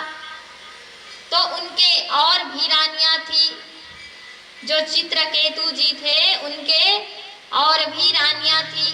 पहले के राजाओं के 10-10, 5-5, 100 पटरानियां रहती थी। तो उसके और भी रानियां थे। तो जो उनकी पत्नी जिससे वह बड़ा प्रेम करते थे, कुछ ज्यादा ही लगाव था, कृतधूति उनके पुत्र हुए। तो जितने भी उनके और रानियां थी वह ईर्ष्यावश कि हमारे सौतन का पुत्र हो गया तो इससे और अधिक प्रेम करेंगे अब, और हमारे तरफ कोई ध्यान नहीं देगा, ऐसा विचार करके उनके बाकी पत्नियां जो है उस पुत्र को, उसके जो बालक हुए थे उससे मार डाला, जिसका भान चित्रकेतु और उसकी पत्नी को नहीं हुआ। वह लोग समझने लगे कि अचानक से कैसे इनके मृत्यु हो गए, तो रोने लगा कि इतने दिनों बाद हमारे यहाँ पुत्र हुए, किलकारियां गूंजी और उसे भी भगवान ने छीन लिया। सो रो रहे थे, विलाप कर रहे थे, दुख मना रहे थे। उसी समय पधारे अंगिरा ऋषि और साथ में नारद जी महाराज। और जब भी नारद जी आते हैं तो क्या कहते हैं, क्या गाते हुए आते हैं? श्रीमन नारायण नारायण नारायण, श्रीमन नारायण नारायण नारायण, श्रीमन नारायण नारायण नारायण। तो प्रभु के नाम लेते हुए नारद जी पधारे चित्रकेतु के यहाँ और कहने लगे कि चित्रकेतु क्यों दुखी हो, क्यों रो रहे हो? चित्रकेतु कहने लगा, महाराज मेरा बड़े दिनों के बाद मेरे यहाँ पुत्र हुआ था, वह भी जल्द ही मृत्यु को प्राप्त हो गया। तो नारद जी समझाने लगे कि यह जो जन्म मरण की चक्कर है यह तो चलता ही रहता है, तो इसलिए उसमें विलाप करने वाली क्या बात। और तुम्हारे यहाँ तो कोई संतान भी नहीं थे, और अंगिरा ऋषि जी के आशीर्वाद के प्रभाव से संतान हुआ था, बस उतने में ही खुश हो जाओ। परंतु चित्रकेतु बड़े ही दुखी थे, बार बार समझाने लगे नारद जी महाराज, परंतु चित्रकेतु हट में आ गए और रुदन करने लगे, रोने लगे, चिल्लाने लगे कि हमें तो हमारे पुत्र से मिलना ही है। तो नारद जी जो थे, जो उनके पुत्र के जीव आत्मा से ले जाकर के चित्रकेतु को मिलाया, तो जो उनके पुत्र थे उसने कहा कि तुम लोग हो कौन? तो जैसे ही देखा चित्रकेतु हाय मेरे पुत्र करके उसे गले लगाने चाहा, परंतु वह कहने लगा कि कौन सा पुत्र, कौन पुत्र, आप कौन हो? इतना सुनकर के चित्रकेतु कहने लगा, पुत्र मैं तुम्हारे पिताजी, बड़े दिनों बाद हमारे यहाँ तुम्हारा आगमन हुआ था और जल्द ही हमें छोड़ करके आ गए। परंतु उसके जो पुत्र के जीवात्मा थे कहने लगे कि इस संसार में कब कौन किसका पिता बन जाए, कौन किसके पुत्र हैं, कोई समझ नहीं। कोई किसी जन्म में उसका पिता बनता है तो वही किसी जन्म में शत्रु बन जाता है, कभी उसके पुत्र के रूप में आ जाता है। तो जीवात्मा का कोई भी रिश्ते नहीं होते, ये रिश्ते तो संसार में होते हैं। संसार में जन्म लेने के बाद तो हम तुम्हारे कोई पुत्र नहीं हैं, न ही तुम हमारे कोई पिता हो। तो इस प्रकार से उनके पुत्र जब बोलने लगे तो चित्रकेतु जो है उसका मन शांत हुआ और समझ गए इस जीवन मरण के चक्कर को और वापस आ गए। इधर श्री सुखदेव जी महाराज कहते हैं कि राजन, ये चित्रकेतु एक बार कैलाश पर्वत पर गए और देखा कि मैया पार्वती और प्रभु शिव शंकर एक साथ बैठे हुए थे और तो और मैया पार्वती प्रभु शिव शंकर के गोद में बैठी हुई थी। इतना देखा चित्रकेतु ने तो चित्रकेतु के मन में कुभाव आ गया, कामना भाववश देखा कि देखो तो जगत पिता होकर के, परम पिता होकर के ऐसा कार्य कर रहा है तो इससे संसार पर क्या प्रभाव पड़ेगा। परंतु जो प्रभु थे उनके मन में कोई विकार नहीं थे। तो यह कार्य, यह दृश्य इसलिए हुआ क्योंकि जो कामदेव थे वह प्रभु शिव शंकर को कहने लगे कि मैं आपके परीक्षा लेना चाहता हूँ प्रभु। तो प्रभु शिव शंकर कहने लगा कि कामदेव, मैंने एक बार तुम्हें जला करके भस्म कर चुका हूँ और मेरे क्या परीक्षा लोगे। तो जो कामदेव थे कहने लगे प्रभु, अगर कोई अंतर ध्यान में बैठा हो, तपस्या में बैठा हो तो उसके बल से, प्रभाव से कोई भी मुझे भस्म कर देगा। और आप तो ध्यान मग्न बैठे थे, इसीलिए आपने हमें भस्म कर पाया।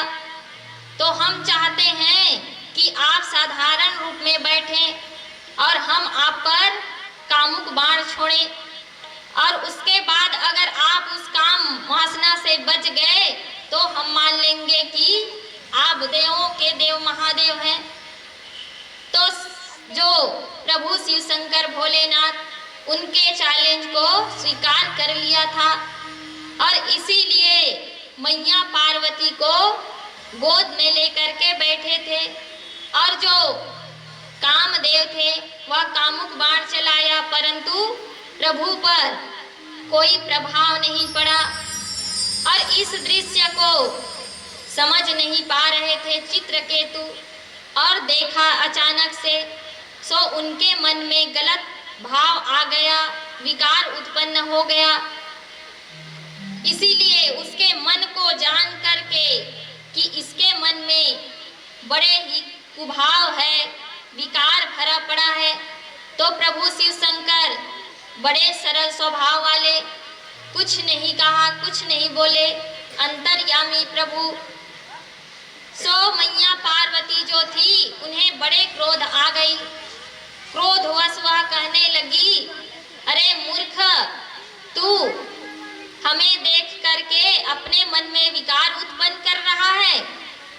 तू दैत्य के कुल में जन्म लेने के लायक है, इसलिए तू दैत्य कुल में जन्म लेगा। इसीलिए उसके श्राप से, मैया पार्वती की श्राप से ही जो चित्रकेतु थे वह वृतासुर के रूप में आया था, जिसका हत्या किया श्री जो देवताओं के राजा इंद्र थे और उन्हें ब्रह्म हत्या का दोष लगा, क्योंकि उनके जो पिताजी थे ब्राह्मण थे, ऋषि थे, ऋषि मुनि हैं कश्यप जी महाराज। तो इधर जो इंद्र हैं अपने ब्रह्म हत्या के डर से चंडाल के रूप में जो उनके पीछे कर रहे थे, उनके डर से बचने के लिए मान सरोवर के कमल के नाल में जाकर के छिपे हुए हैं। 1000 वर्ष बीत गए। इधर जो नहुस था वह स्वर्ग का राजा बन गया, इंद्रलोक का, और इंद्र सिंहासन पर बैठ करके राज्य करने लगा। धीरे धीरे समय बीता। जो नहुस थे उसके मन में भी अभिमान आ गया और विकार उत्पन्न हुए, लोभ, मद, मत्सर, अनेकों विकार उत्पन्न हो गए मन में। तो ऐसे कई कई जब ऊंचा पद में आ जाता है तो अभिमानी हो जाते हैं। उसी प्रकार उसे भी अभिमान आ गया। तो जो नहुस थे तो उनकी पत्नी, जिनके इंद्रदेव के पत्नी जो थी, उसे कहने लगे नहुस कि तुम हमारी पत्नी बन जाओ। अब तो जो देवराज इंद्र है वह मानसरोवर में जाकर के छिपा है और तुम हमारी पत्नी बन जाओ। इस प्रकार से जो नहुस थे, मैया सची को, जो इंद्र के पत्नी हैं, उन्हें प्रताड़ित करने लगे और प्रताड़ित करते हुए उनसे जबरदस्ती विवाह करना चाहा। तो विवाह के लिए उन्हें पत्र भेजा कि हमसे विवाह कर लो, अब तो देवराज इंद्र आने वाले नहीं। तो जो उनकी पत्नी थी वह गए हैं अपने गुरुदेव बृहस्पति के पास और जाकर के कहा कि गुरुदेव आप हमारी रक्षा करें। हमारे पतिदेव के अभाव में, उनके न होने पर हमारे ऊपर बड़ा अत्याचार हो रहा है। हमसे पत्र भेजा है हमारे यहाँ कि हमसे विवाह कर लो। तो जो उनके गुरु हैं बृहस्पति कहने लगे, पुत्री तुम घबराओ नहीं, तुम भी उसे पत्र लिखो और कहो कि अगर तुम सप्तऋषियों को अपना का हार बना करके पालकी में बैठ करके हमारे पास आओगे तो ही हम आपका वरण करेंगे। इतना तुम कह करके लिख दो, पत्र में लिखो और पत्र को उसके तक पहुंचाओ। तो इतना लिख करके इंद्र की पत्नी उनसे पत्र लिख करके उनको जो नहुस थे उनके पास पहुंचाए। तो उस पत्र में जो बात लिखी थी कि सप्तऋषियों को कहार बना करके पालकी में बैठ करके आना है, सो वैसा ही किया। सप्तऋषियों को बुलवाए और उन्हें कहार बनाया और बैठ गए पालकी में और कहने लगा, हम तो राजा हैं, सभी देवता गणों का राजा, हम जो चाहे कर सकते हैं। तो ऋषि मुनियों का भी कोई आदर सत्कार नहीं, उन्हें कहार बना लिया और बैठ गए पालकी में। और जो सप्तऋषि थे चलने लगे प्रभु की इच्छा समझकर। कुछ दूरी पर पहुंचे कि जो नहुस था उसे जल्दी था पहुंचने के लिए, विवाह करने के लिए। कहने लगे, सरपति सरपति जल्दी चलो जल्दी चलो। तो जो सप्तऋषि थे कहने लगे, अरे मूर्ख, अरे दुष्ट, हमारा कोई मान नहीं, हमें ही कहार बनाए हो और कह रहे हो कि जल्दी चलो, सरपति सरपति, जाओ सर्प बन करके गिर जाओ। उसी समय सर्प बन करके गिर गए और इधर जो सची थी बच गई। इधर सभी देवतागण, ऋषि मुनिगण जो जहां पर देवराज इंद्र छिपे थे मान सरोवर में, कमल के नाल में, उनसे जाकर के कहा कि हम लोग यज्ञ करवाएंगे, पूजा पाठ करवाएंगे, अश्वमेध यज्ञ करेंगे, जिससे तुम्हारा जो ब्रह्म हत्या का पाप है कट जाएगा। तो तुम अब मानसरोवर से बाहर आओ और हमारे साथ चलो और इंद्र को ले जाकर के अश्वमेध यज्ञ कराए। इस प्रकार से उनके जो ब्रह्म हत्या के पाप थे, चंडाल के रूप में दौड़ रहे थे, उसका भगवान ने, प्रभु श्री नारायण विष्णु ने उस पाप का, उसके जो ब्रह्म हत्या के पाप थे, उसका अग्नि के रूप में भस्म कर दिया, उससे मुक्ति दिलाई है प्रभु ने। और इंद्र पुनः अपने राज सिंहासन पर बैठ गए और स्वर्ग का राजा बन गया। श्रीमद् भागवत महापुराण की जय। राधे राधे राधे बरसाने वाली राधे, राधे राधे राधे बरसाने वाली राधे, राधे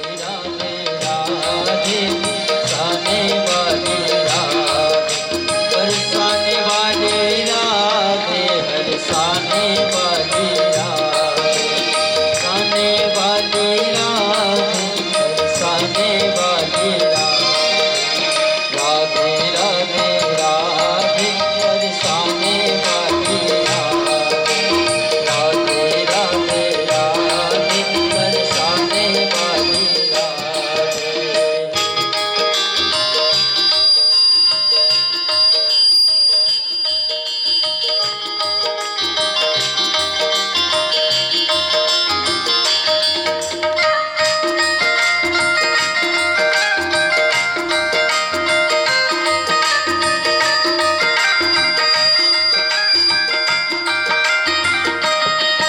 बरसाने वाली राधे, बरसाने वाली राधे, बरसाने वाली राधे, बरसाने वाली राधे, राधे राधे बरसाने वाली राधे, राधे राधे राधे, जय जय जय श्री राधे, राधे राधे राधे बरसाने वाली राधे, राधे राधे राधे बरसाने वाली राधे। प्रेम से बोलो राधा रानी सरकार की जय, बांके बिहारी लाल की जय। जय। श्री सुखदेव जी महाराज राजा परीक्षित को कह रहे हैं कि हे राजन, प्रभु विष्णु ने इंद्र के ब्रह्म हत्या के पाप को उसी तरह नष्ट कर दिया जिस तरह जब सूर्य देव उदित होते हैं प्रातः काल तो कोहरे को नष्ट कर देते हैं। उसी प्रकार प्रभु ने नष्ट कर दिया उनके ब्रह्म हत्या के पाप को, और पुनः इंद्र राजा बन गए और सची के साथ में अपना जीवन यापन व्यतीत करने लगे। इधर श्री सुखदेव जी महाराज राजा परीक्षित को बता रहे हैं कि जब सुना दैत्यों की माता दीति कि मेरे सारे पुत्रों को मार देता है यह इंद्र विष्णु के प्रभाव से, तो मुझे ऐसा पुत्र उत्पन्न करना चाहिए जिसे यह इंद्र मार न सके, इस इंद्र को ही मारे। ऐसा मन में विचार करके जो दीति थी, कश्यप की पत्नी दीति, कश्यप जी से कहने लगे, स्वामी मुझे एक ऐसा पुत्र चाहिए जो इंद्र पर भी विजय प्राप्त करे। बार बार मेरे पुत्रों को मार देता है यह इंद्र, तो मुझे इस बार बड़े ही विजय प्राप्त करने वाले पुत्र, बलवान हो ऐसा पुत्र चाहिए। तो जो कश्यप मुनि थे कहने लगे कि दीति ऐसा पुत्र पाने के लिए तुम्हें बड़े ही कठिन परिश्रम करने होंगे, नियमों का पालन करना होगा, धर्म के मार्ग में चलना होगा। तो जो दीति थी वह कहने लगी, स्वामी आप जैसा कहेंगे हम वैसे ही करेंगे। तो आज तो कश्यप जी कह रहे हैं कि तुम्हें एक व्रत करना होगा जिसका नाम है पुंसवन व्रत। इसमें तुम केवल एक समय, संध्या के समय पूजा पाठ करने के बाद एक ही बार भोजन करोगे, वह भी फल फूल का, और हर समय हर पल प्रभु का चिंतन करती रहोगी। मन में कोई कपट, कोई छल, कोई ईर्ष्या नहीं रखोगी और प्रभु का पूजन करोगी। संत जनों का, ऋषि जनों का आदर सत्कार करोगी।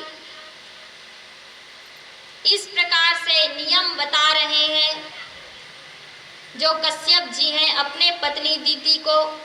दीति कहने लगी, महाराज हम ऐसे ही करेंगे, और उस व्रत का पालन करने के लिए तैयार हो गई और व्रत करना प्रारंभ किया। इस बात को जान गए इंद्रदेव कि जो हमारी मासी माँ हैं वह हमें मारने के लिए एक और पुत्र उत्पन्न कर रही है, एक और पुत्र चाहती है, सो हमें मारेगा। तो इस मन में जब जाना विचार किया तो विचार करके इंद्रदेव आ गए दीति के पास और कहने लगे, माँ हम आपके बड़े सेवा करेंगे, आप हमें अपने साथ रख लो, और हम आपके लिए जब आप पूजा पाठ करोगी ना तो हम आपके लिए फूल लाएंगे, फल लाएंगे। इस प्रकार से आपके सेवा करते रहेंगे और हम भी कुछ पुण्य कमा लेंगे। इसलिए हम स्वर्गलोक को छोड़ करके आपके सेवा के लिए आपके पास आए हैं। अब तो इधर दीति उनके मन के भाव को समझ नहीं पाई और उसे अपने पुत्र समझ करके साथ में रख लिया। और इधर जो इंद्र थे मन में विचार कर रहे हैं कि जैसे कोई त्रुटि करे दीति माता अपने व्रत में, हम उसी समय इनके गर्भ में जो बालक पल रहा है उसे मृत्यु देंगे, उसका अंत कर देंगे। उसके बाद न वो हमें मार सकेगा और न ही हमारा राज सिंहासन छीन पाएगा। ऐसा मन में विचार कर रहा है देवराज इंद्र, और विचार करता हुआ उसके सेवा भाव में लग गया। दीति जो है व्रत करने लगी है, गौ माता की सेवा करती थी। सबसे पहले सोकर उठती तो जमीन में पांव रखने से पहले मैया, धरती मैया से क्षमा मांगती और कहती कि समुद्र वसने देवी पर्वत स्तन मंडिते, विष्णु पत्नी नमस्तुभ्यं पाद स्पर्श क्षमस्व में। हे मैया धरती, मैं आपके ऊपर अब चरण रख रही हूँ, सो क्षमा करना। हम सबको भी प्रातः काल जब सो करके उठे तो क्या करना चाहिए? मैया धरती से क्षमा मांगना चाहिए। तो यह सब कार्य कर रहे हैं दीति माता, और स्नान करती, सूर्य देव को जल अर्घ देती, पूजन पाठन करती। इस प्रकार से व्रत आरंभ की है। एक रोज व्रत करते करते जो दीति है उससे त्रुटि हो गई, हाथ पैर धोए बगैर ही सो गई और मुंह भी जूठा था।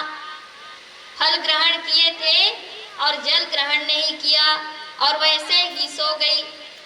इसे शुभ अवसर समझ करके जो इंद्र आया था उसके गर्भ के बालक को मारने के लिए, सो उनके मुख से सूक्ष्म शरीर धारण करके उनके गर्भ में प्रवेश किया और प्रवेश करके उस छोटे से बालक जो गर्भ में पल रहे हैं उसे अपने हाथों से वह प्रहार किया। जैसे उसके 2 टुकड़े किए तो वह रोने लगा। जब रोने लगा तो उससे 7 विभाजित कर दिया, 7 भागों में विभाजित किया, तब भी उसके मृत्यु नहीं हुए। इस प्रकार से उसे फिर से 7 भागों में विभाजित करता गया। इससे उसके 49 टुकड़े हो गए। फिर भी वह बालक है क्षमा मांगने लगा कि ऐ भैया इंद्र, हम तो तुम्हारे भाई हैं, क्योंकि पिता एक है कश्यप जी और पत्नियां 2, दीति और अदिति। तो अदिति के पुत्र देवतागण और दीति के दैत्यगण तो उसके भाई हुए। तो इंद्र से कह रहा है, हे भैया, आप मुझे मारना क्यों चाहते हो? क्षमा कीजिए, हमसे अगर कोई भूल हुई हो, क्यों मारना चाह रहे हो? तो इंद्रदेव कहने लगा कि तुम्हें हमें मारने के लिए उत्पन्न कर रही है तुम्हारी माता दीति, इसलिए हम तुम्हें नष्ट करना चाहते हैं। तो जो 49 टुकड़े में बटे थे छोटे छोटे बालक, वह कहने लगे, भैया हम आपको कोई अनहित नहीं पहुंचाएंगे, बल्कि हम तो आपके छोटे भाई हैं, आपके बताए हुए मार्ग में ही चलेंगे। तो इस प्रकार से हमें क्षमा करके छोड़ दीजिए। तो उसके विलाप करने पर इंद्रदेव उन 49 उनके जो पुत्र थे उन्हें साथ में लेकर के गर्भ से बाहर आ गए। मैया दीति के जो नेत्र हैं खुली, वह पूछने लगे, इंद्र तुम इसीलिए आए थे हमारे पास कि हम कुछ त्रुटि करें व्रत में और तुम हमारे पुत्रों पर आघात करो, उसे नष्ट करो। तो जो इंद्र थे क्षमा मांगने लगा, मैया हमसे भूल हो गई, हम अपने सिंहासन को बचाने के चक्कर में अपने भाइयों को नष्ट करने जा रहे थे, तो हमें क्षमा करना मैया। और यही जो 49 दीति के पुत्र हैं वह मरुदगण कहलाए। 49 मरुदगण जो समय आने पर देवताओं की मदद करते हैं, सहायता करते रहते हैं। और क्षमा मांग करके जो इंद्र है वह वापस अपने राज सिंहासन पर चले गए। इधर जो इंद्र देव के कथा को श्रवण करके जो राजा परीक्षित कहने लगा सुखदेव जी महाराज से कि हे महाराज, जो दीदी थी वह तो इंद्र को मारने वाला पुत्र चाह रही थी, फिर वह इतने सरल और सुंदर स्वभाव के बालक कैसे हुए? तो सुखदेव जी महाराज बता रहे हैं कि उन्होंने जब उसे गर्भ में, जब वह बालक अपनी माता की गर्भ में थी तो उसकी माता क्या कर रही थी? प्रभु का चिंतन कर रही थी, भजन कर रही थी, पूजन कर रही थी, पूजा पाठ में ध्यान था, क्योंकि उसके पति देव ऐसे ही नियमों का पालन करने के लिए कहे थे। सो उसके मन में कोई कपट नहीं था, छल नहीं था, ईर्ष्या नहीं थी, इसीलिए उसका जो गर्भ में बालक था वह भी सद्भावना वाले, धर्म के कार्य में लगने वाले, धर्म मार्ग पर चलने वाले ऐसा पुत्र उत्पन्न हुआ। इसीलिए जब कोई भी माताएं, स्त्रियां गर्भवती हो तो क्या करनी चाहिए? अपने मन में सद्भावना रखने चाहिए, ताकि उसके गर्भ में पल रहे बालक का भी स्वभाव बड़े ही सरल और धर्म में चलने वाला हो। क्योंकि जो मैया सोचती है उसका व्यवहार उस गर्भ में पल रहे बालक या बालिका पर अवश्य पड़ता है। सो मैया के मन में कोई गलत भावना नहीं थे, इसीलिए उसका बालक भी सद्भाव वाले निकल गए। परंतु मैया तो चाहती थी कि देवताओं पर राज्य करे, परंतु वह बालक देवताओं का हित चाहने वाला निकल गया। तो इधर श्री सुखदेव जी महाराज राजा परीक्षित को कथा श्रवण करा रहे हैं।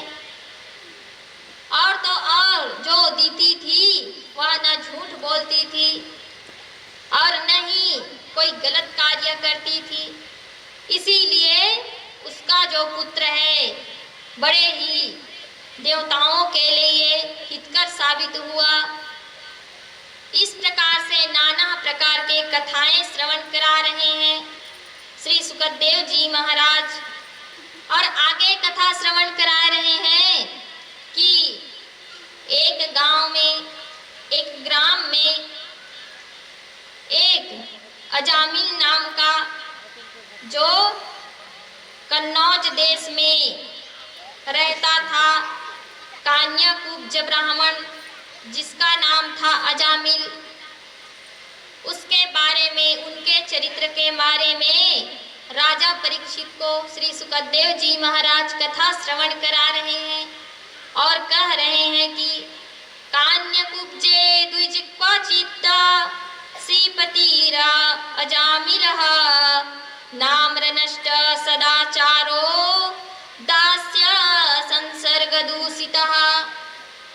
जो अजामिल था वह बड़े पंडित, बड़े ज्ञानी थे और एक रोज वह पंडित अजामिल कहाँ गया? जंगल में गया। अपने हवन इत्यादि की हवन करने के लिए, समिधा लेने, लकड़ी लेने के लिए जंगल में गया था। और क्या देखता है कि एक वृक्ष के नीचे एक जार पुरुष एक स्त्री से आलिंगन कर रहा है। इस दृश्य को देख रहा है अजामिल। जब इस दृश्य को देखा अजामिल ने, तो उसके मन में भी विकार उत्पन्न हुए, काम जाग उठे। जो बड़े ज्ञानी थे, क्योंकि जो पाप होती है वह सबसे पहले किससे आती है? आँखों से। आँख उसे जो गलत कार्य हो रहा है उसे आँख देखता है, फिर मन में विचार आता है, जिससे व्यक्ति की व्यवहार बदल जाती है। सो वह उस गलत दृश्य को देख रहे थे और मन में विकार उत्पन्न होने लगा। अब वह अजामिल जो था, उस जिस कार्य के लिए गए थे समिधा के लकड़ी लाने, उस कार्य को भूल गए और उसे देखते ही रहा। और उसे देख गया वह जो जार पुरुष था। जैसे ही उसकी दृष्टि पड़ी अजामिल पर, तो वहां से चले गए और उस स्त्री के पास गए अजामिल और कहने लगा कि चलो हमारे साथ और हमारे यहाँ रहना, हमारी पत्नी बन करके। तो उसे ले आए अपने पत्नी बना करके, अपने जो ग्राम में रहते थे वहाँ। उन्हें ऐसा कार्य करते हुए देखा ग्राम के लोगों ने, तो सारे ग्रामवासी कहने लगे कि आप हमारे गांव से निकल जाओ। आप जैसे दुष्ट कार्य में लगोगे, काम करोगे अधर्म का काम, तो इससे हमारे जो गांव के ग्राम के लोग हैं उन पर भी गलत प्रभाव पड़ेगा। सो तुम हमारे ग्राम में न रहो, यहाँ से कहीं दूर जा कर के बस जाओ। उसके बात को मान करके जो अजामिल था उस स्त्री को लेकर के ग्राम के थोड़े दूर में बस गए, रहने लगा। धीरे धीरे समय बीता। अब तो उसके जो पूजा पाठ थे वह भी छूट गए, क्योंकि ऐसे व्यवहार वाले व्यक्ति को कौन बुलाए पूजा करने। और उसका वही धन कमाने का संसाधन था एक, वह भी छूट गया। अब जीवन यापन क्या करे। सो वह डकैत बन गए, चोरी करने लगा, लूटने लगा, मारने लगा। जो भी लोग रास्ते में आते उसे मार करके उनसे धन को छीन लेता और उसी धन से अपना जीवन यापन करने लगा। और उसी कार्य को करने वह एक रोज निकला था। उसी समय उसकी जो लाई हुई स्त्री थी अपने घर में थी और एक घटना घटित हुई। संत जन वहां से गुजर रहे थे। जिस ग्राम में वह लोग पहले रहते थे, जो अजामिल था जिस ग्राम में रहता था, उसी ग्राम में संत मंडली आई। वहां ग्राम के छोटे छोटे बच्चों को कहने लगा कि यहाँ कोई ब्राह्मण रहता है क्या इस ग्राम में, जहाँ हमें एक रात्रि रुकने का समय मिल जाए, उसके घर में हम एक रात्रि रुक सके। तो जो बच्चे थे वह हंसी ठिठोली में उसी ब्राह्मण के घर भेज दिया, अजामिल के यहाँ। कहने लगे इस ग्राम में तो नहीं, थोड़े दूर में ही एक ब्राह्मण रहता है, बड़े ज्ञानी, बड़े पंडित। और उनके यहाँ उस संत मंडली को भेज दिया। जैसे ही वह संत पहुँचे उसके द्वार पर, तो उसकी जो वह स्त्री थी वह बाहर आई। जब संत लोग आवाज लगाए तो बाहर आई और आकर के कहने लगे, कहिए महाराज पधारो। तो संत जी कहने लगे, हम आपके यहाँ एक रात्रि रुकना चाहते हैं, संध्या का समय हो चुका है, हमारे रहने का कोई ठिकाना नहीं है, इसीलिए आपके यहाँ एक रात्रि रुक जाएं। इस विचार से हम आए हैं। वह स्त्री कहने लगी, महाराज क्षमा कीजिए, हम आपको अपने घर में रखने के योग्य नहीं हैं। और अपना जो चरित्र था वह बताई कि किस प्रकार से अजामिल जी उसे लाए हैं। और वह अब ब्राह्मण नहीं, अपने विचार को बदल चुका है, डकैत बन गया है, अपने कर्म को बदल लिया है, गलत गलत कार्य करता है। तो वह संत मंडली कहने लगे, ठीक है, हम यहीं इस रात्रि रुकते हैं, आप हमें सामान दे दो, हम अपना स्वयं भोजन बना करके एक रात्रि यहीं ठहरेंगे। और वहीं रुक गए। कुछ समय बीता, अजामिल घर पर आए और देखा जब संत मंडली को, तो कहा अपने स्त्री से कि ये लोग यहाँ कैसे पधारे हैं। वह स्त्री बताने लगी कि एक ही दिन के बात है और ये लोग यहाँ से चले जाएंगे। अब तो जो संत मंडली थे रात्रि में उस स्त्री के पास चर्चा करने लगे और कहा कि आपके कितने पुत्र हैं, कितने बाल बच्चे हैं। और बताने लगे वह स्त्री की अभी अभी वह गर्भवती है। तो जो संत मंडली थे कहने लगे कि तुम एक कार्य करना, तुम्हारे जो पुत्र होगा उसका नाम तुम नारायण रख देना, बस इतना कार्य करना।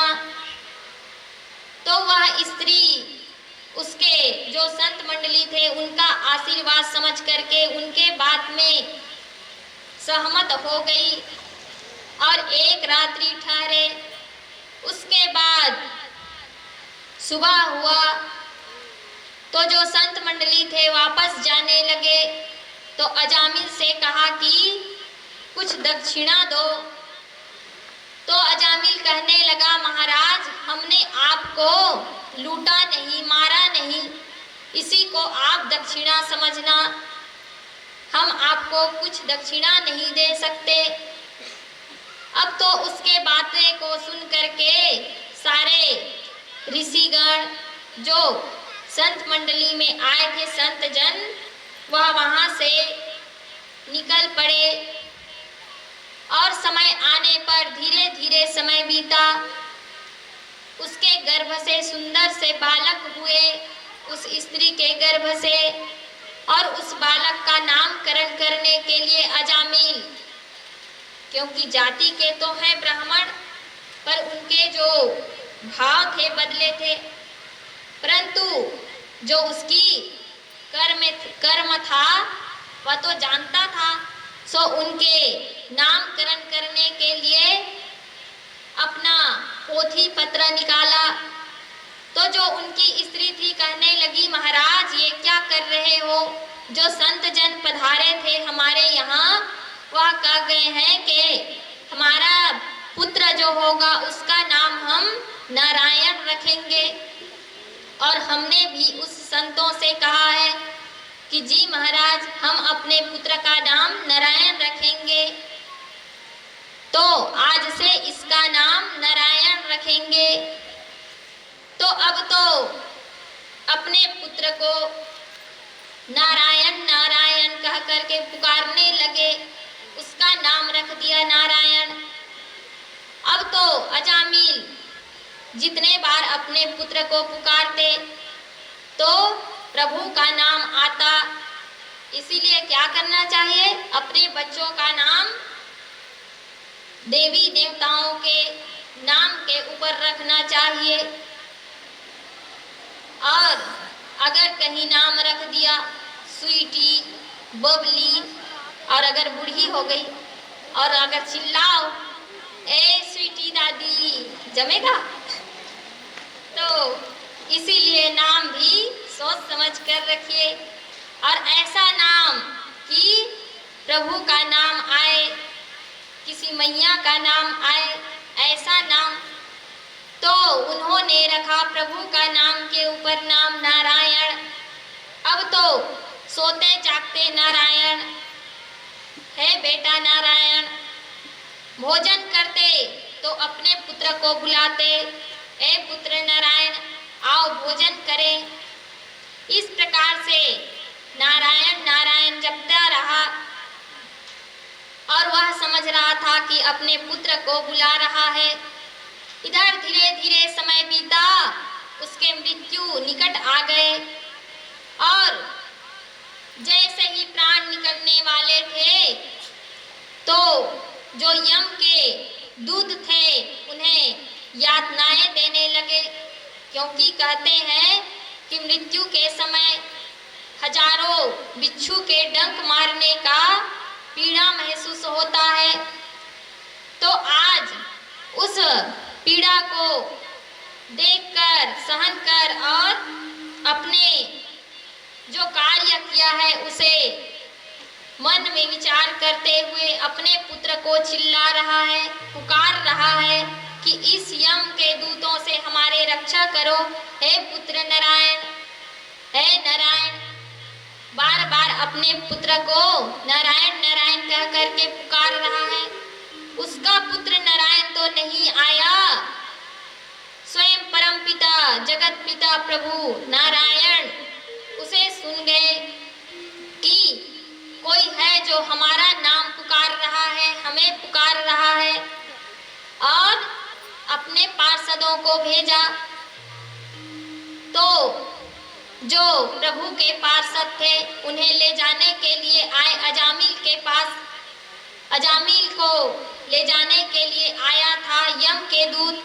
यम के दूत जब देखे प्रभु के पार्षदों को तो कहने लगे कि हम इसे ले जाएंगे, यह अपने जीवन में बड़े गलत कार्य किया है, सो हम इसे ले जाएंगे।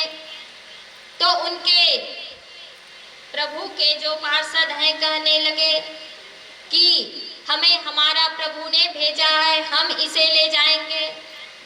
तो चलो ठीक है, दोनों ले जा करके पहले निर्णय करते हैं कि कौन ले जाएगा, और जा करके प्रभु से कहा कि प्रभु, यम के जो दूत हैं वह कह रहे हैं कि अजामिल उसके साथ जाएगा।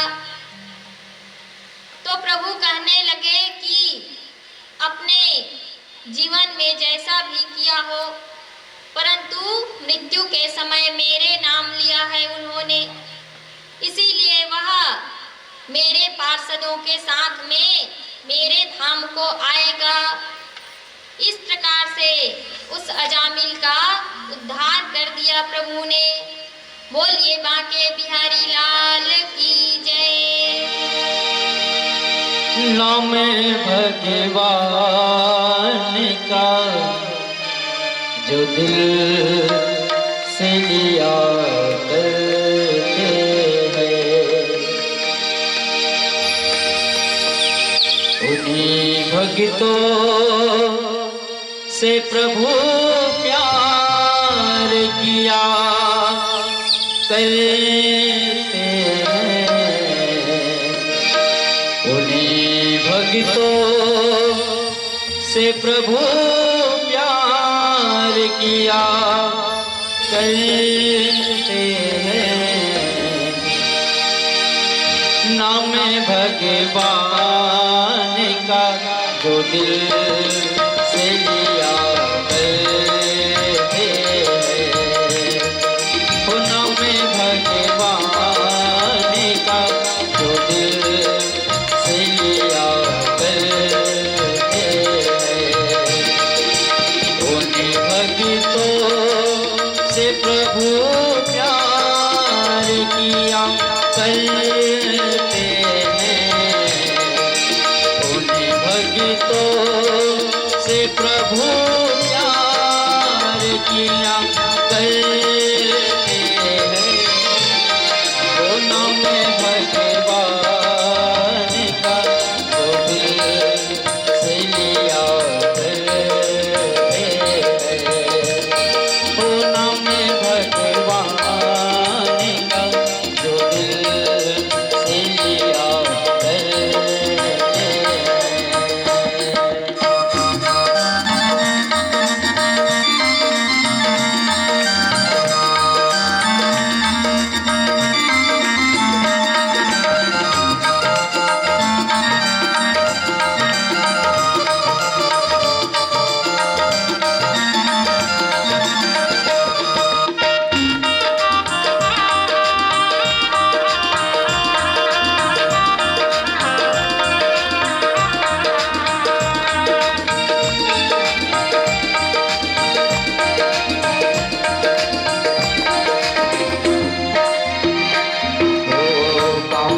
भगवान कहाँ वीर सुदामा देखो, तो कहाँ भगवान कहाँ वीर सुदामा देखो, तो कर दिया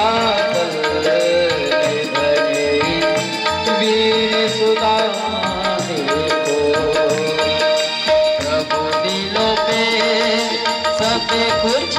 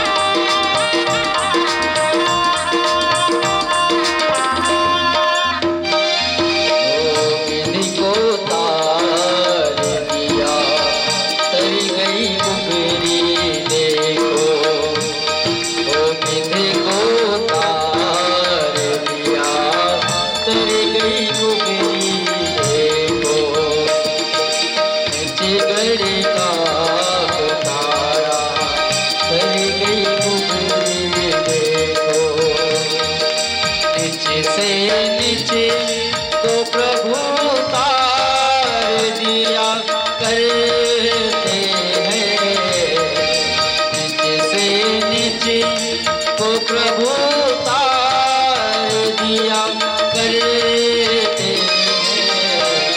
ओ नाम भगवान का जो दिल से लिया करते हैं, ओ नाम भगवान का जो दिल से लिया करते हैं।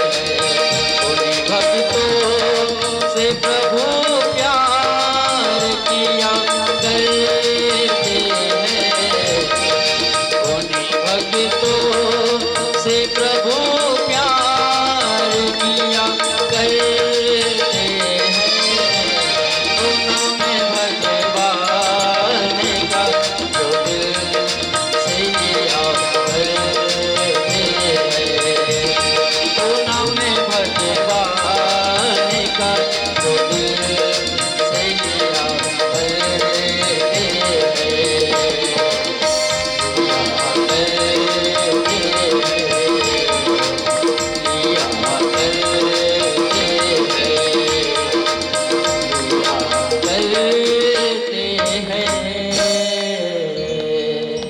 प्रेम से बोलो वृंदावन बिहारी की जय। श्रीमद् भागवत महापुराण की जय। इस प्रकार से श्री सुखदेव जी महाराज राजा परीक्षित को बता रहे हैं कि हर समय प्रभु का चिंतन करना चाहिए, करते रहना चाहिए। इसीलिए कहते हैं कि चिंता करो सो मिले बीमारी और चिंतन करो सो मिले बिहारी। तो इसीलिए जब बिहारी जी का आसीम कृपा प्राप्त करना हो तो चिंता को त्यागो और चिंतन करते रहो। सो आज एक अजामिल नाम का प्रभु के नाम लेने से उसका उद्धार हो गया। और श्री सुखदेव जी महाराज राजा परीक्षित को बता रहे हैं कि जो दीति है उसके दो पुत्र हुए थे, हिरणाक्ष और हिरण्यकश्यपु। तो जो हिरणाक्ष था वह जब पृथ्वी को ले जाकर के रसातल में रखा था, तब प्रभु विष्णु जो है वराह रूप धारण करके पृथ्वी को वापस भूमंडल में स्थापित करने के लिए वराह रूप धारण करके उस हिरणाक्ष का वध किया था। और उसके जो भाई हैं हिरण्यकश्यपु, यह अपने भाई के मृत्यु के बदला लेने के लिए प्रभु से, भगवान से,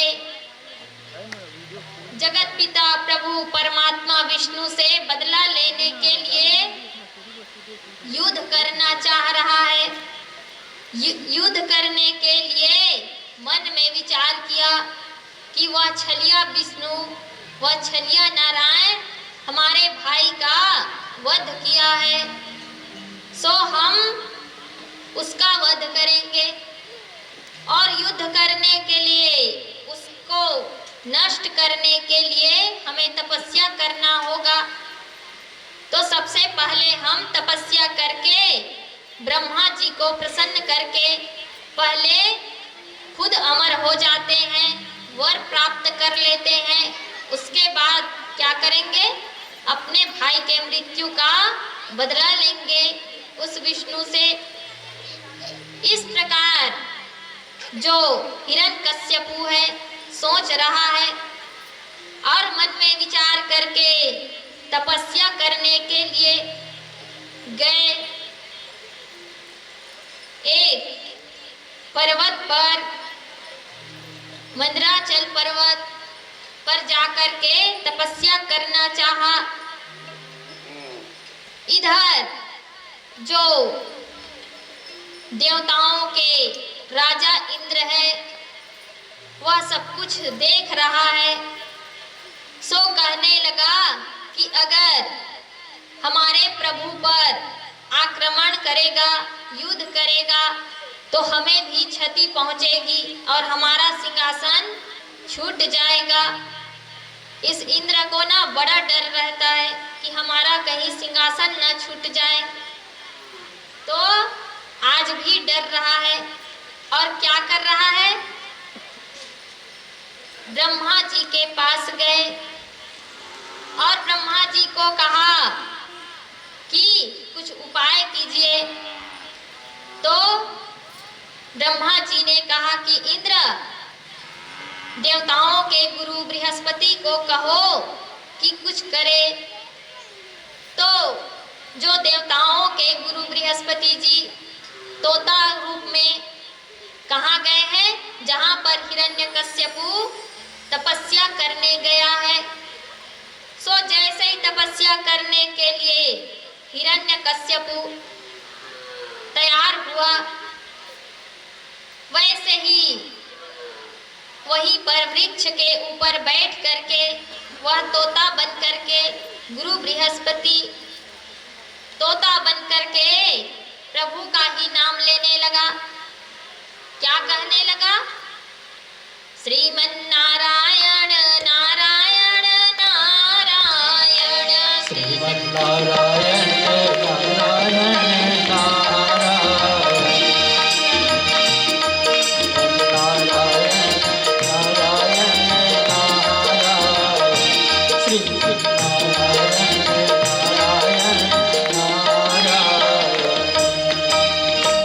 तोता बन करके तोते रूप में भजन कर रहे हैं और कह रहे हैं नारायण नारायण। इतना सुना हिरण्यकश्यपु सोचने लगा, यह आवाज कहाँ से आ रहा है? हमारे ही दुश्मन का नाम हमारे सामने लिया जा रहा है, हम तो उसे छोड़ेंगे नहीं।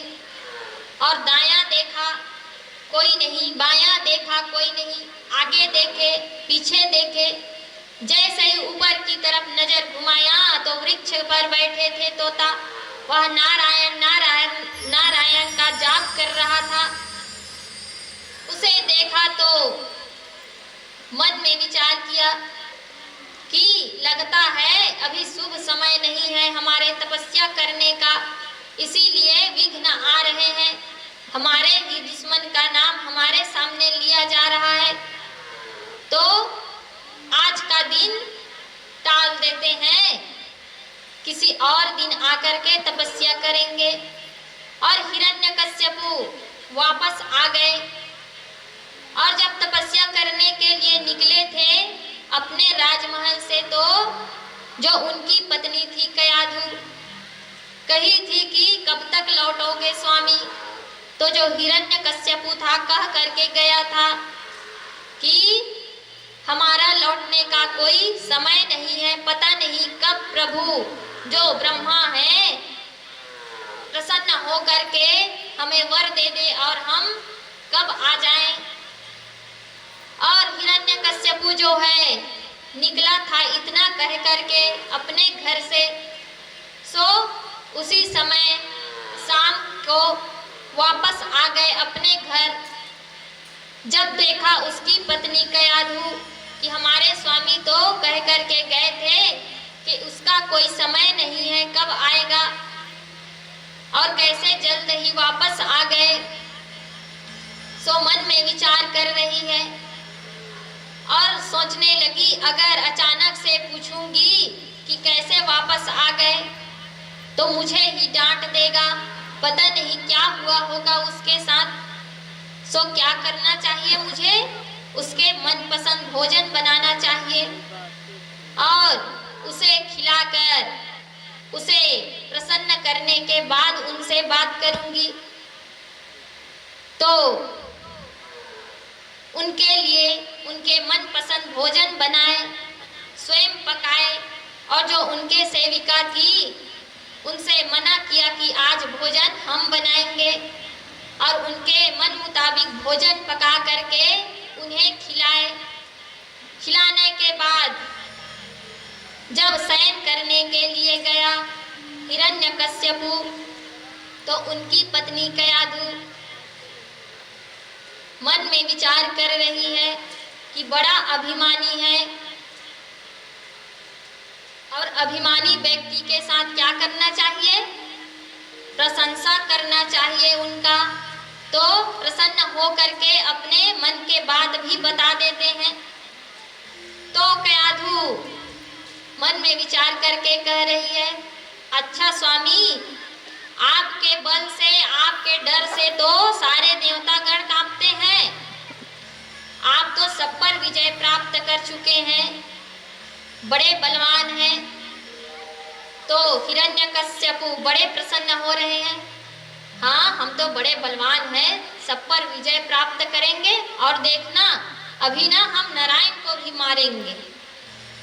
तो जैसे ही प्रसन्न हुए हिरण्यकश्यपु, उसकी पत्नी कहने लगी, तो अच्छा स्वामी, आप मारने के लिए, तपस्या करने के लिए गए थे, वर प्राप्त करने के लिए, अपने और अधिक बल बढ़ाने हेतु, सो क्या हुआ, आप जल्द ही वापस आ गए? तो हिरण्यकश्यपु कहने लगा कि कयाधु, जब हम गए ना तपस्या करने, तो वहीं एक वृक्ष पर एक तोता बैठ करके हमारे ही दुश्मन का नाम ले रहा था। तो कयाधु कहने लगी, अच्छा, एक तोता इतना अच्छा नाम ले रहा था? उस क्षण बड़े सुंदर होगा ना जब एक तोता किसी को पुकार रहा होगा।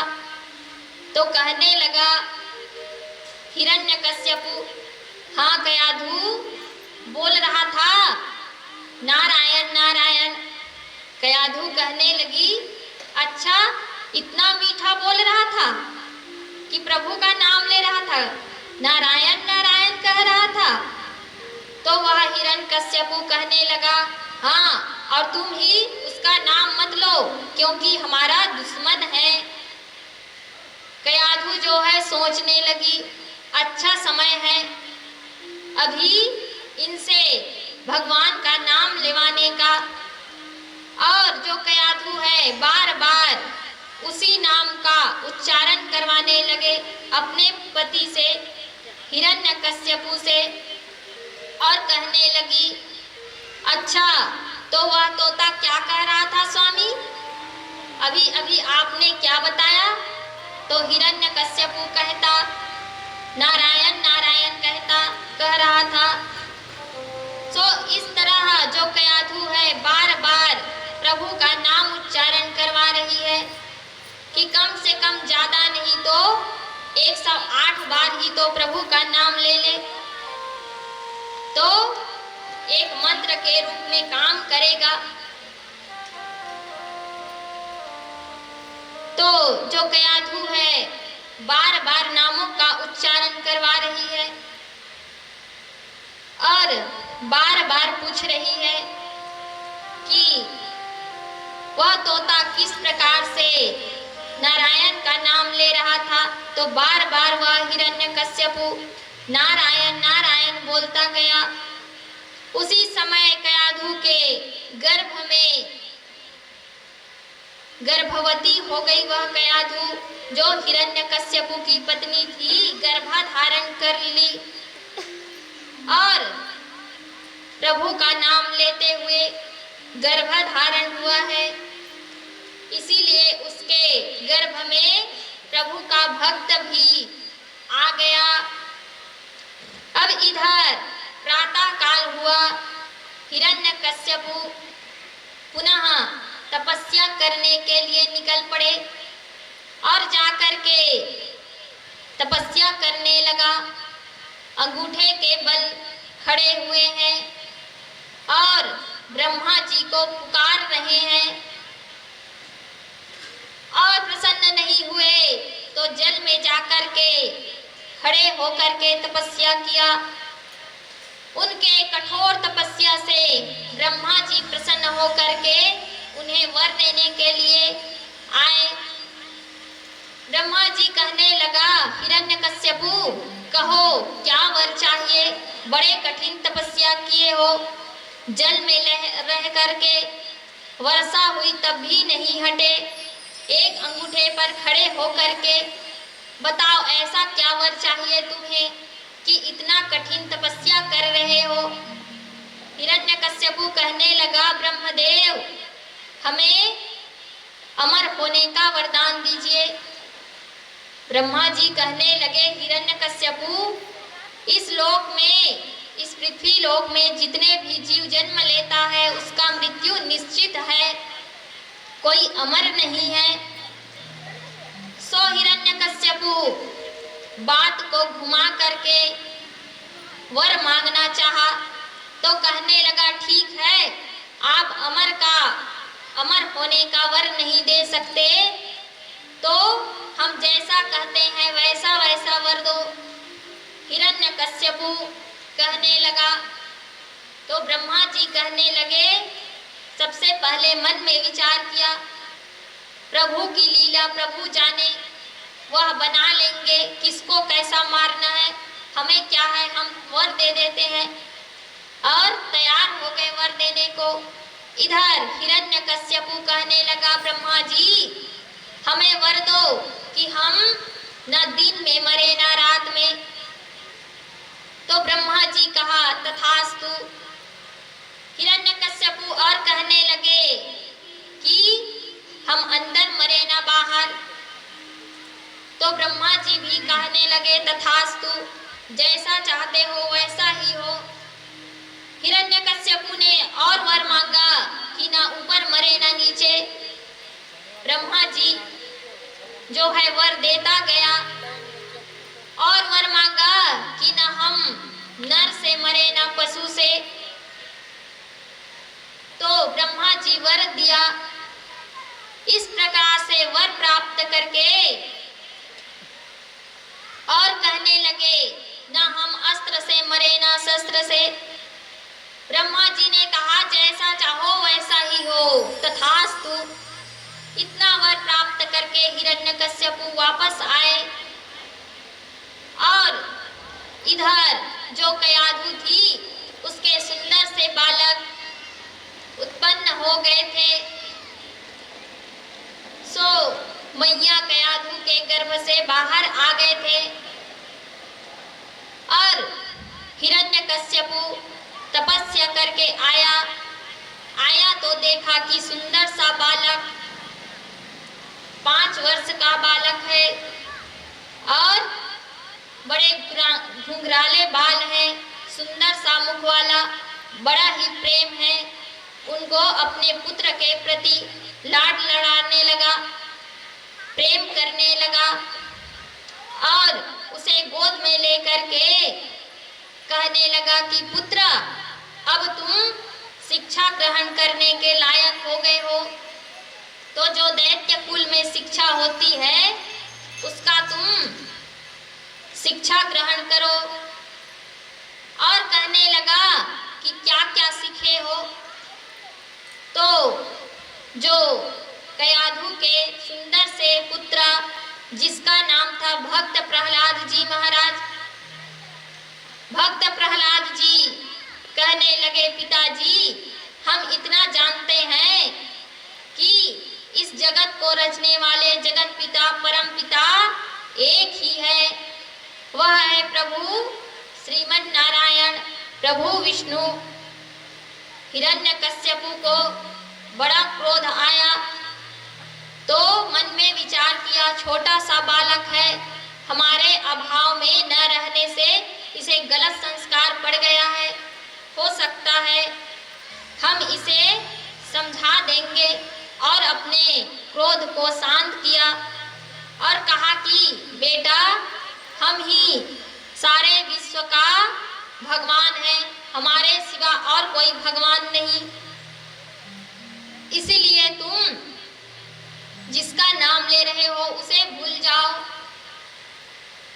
हम सब पर विजय प्राप्त करेंगे और जिसका तुम नाम ले रहे हो उसे भी मारेंगे। तो भक्त प्रहलाद कहने लगा, पिताजी आप उसे क्या मारोगे, वही सबको उत्पन्न करते हैं, वही सबका पालन करते हैं और वही जगत पिता समय आने आने पर सबका संहार करता है।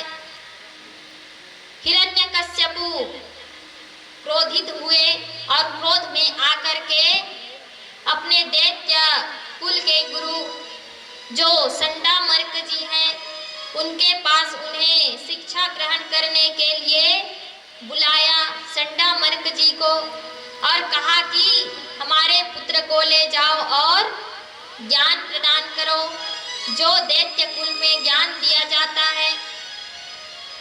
अब तो संडामर्क जी ले गए भक्त प्रहलाद जी को अपने गुरुकुल में और जो दैत्यों को ज्ञान दिया जाता है, सिखाया जाता है, पढ़ाया जाता है, उसे पढ़ाने लगा।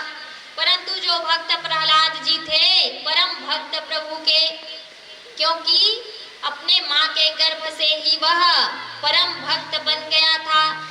उसकी जो माता कयाधु थी बड़ी ही भक्त थी, प्रभु का पूजन करते थे, भजन करते थे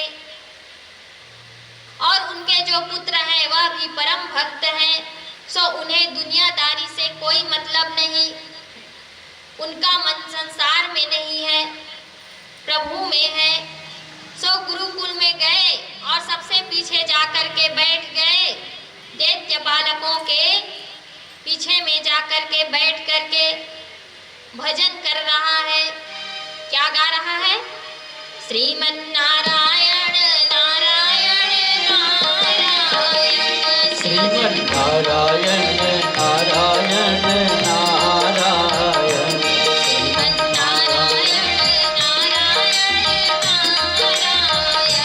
श्रीमन्नारायण नारायण नारायण, श्रीमन्नारायण नारायण नारायण, श्रीमन्नारायण नारायण नारायण,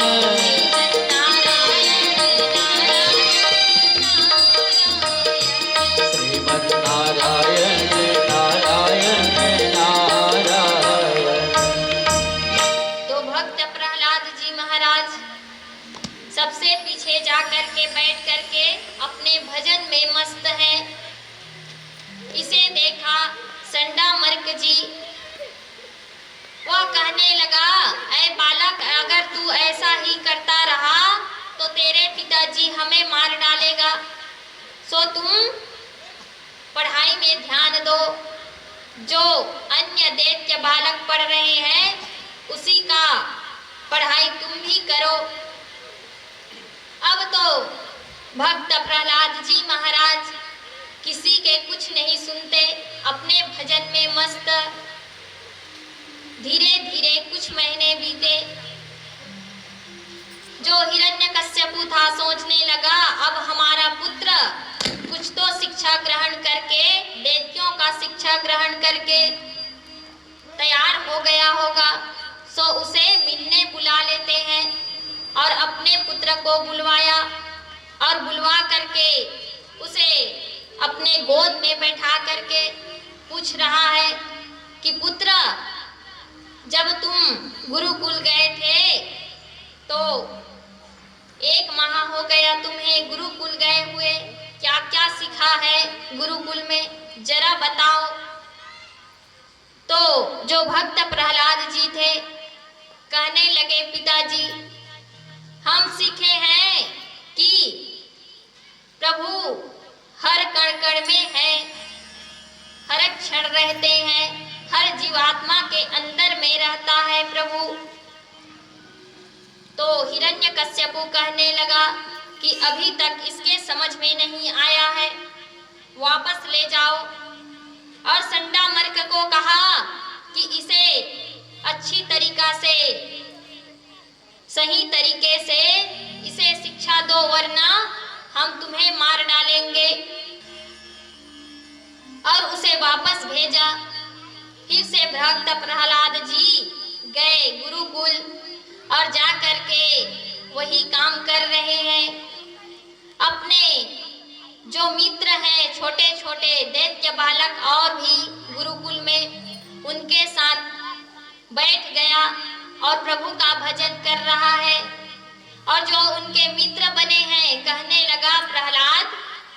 तुम हर समय हर क्षण गाते रहते हो, इससे तुम्हें क्या मिलता है? तो जो उनके मित्र पूछ रहे हैं, तो प्रहलाद जी कह रहे हैं कि हम जो ये गाते रहते हैं प्रभु का नाम, यह बड़ा आनंद देने वाला है।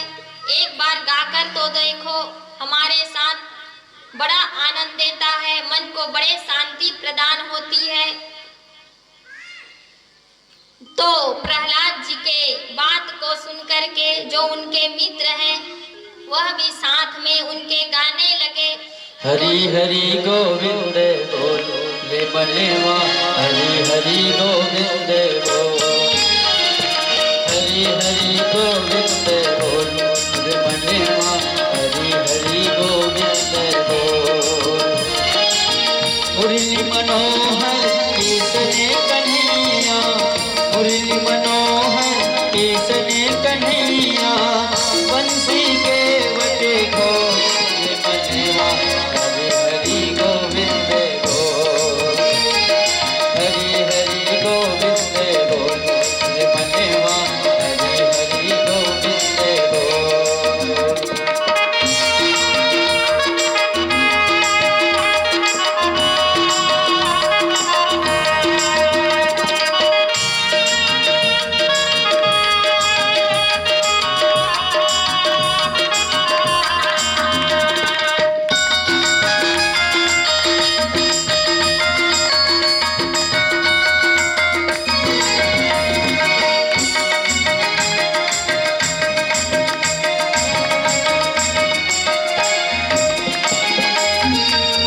जल में भी वो है, थल में भी वो है, सृष्टि के हर कण कण में वो है।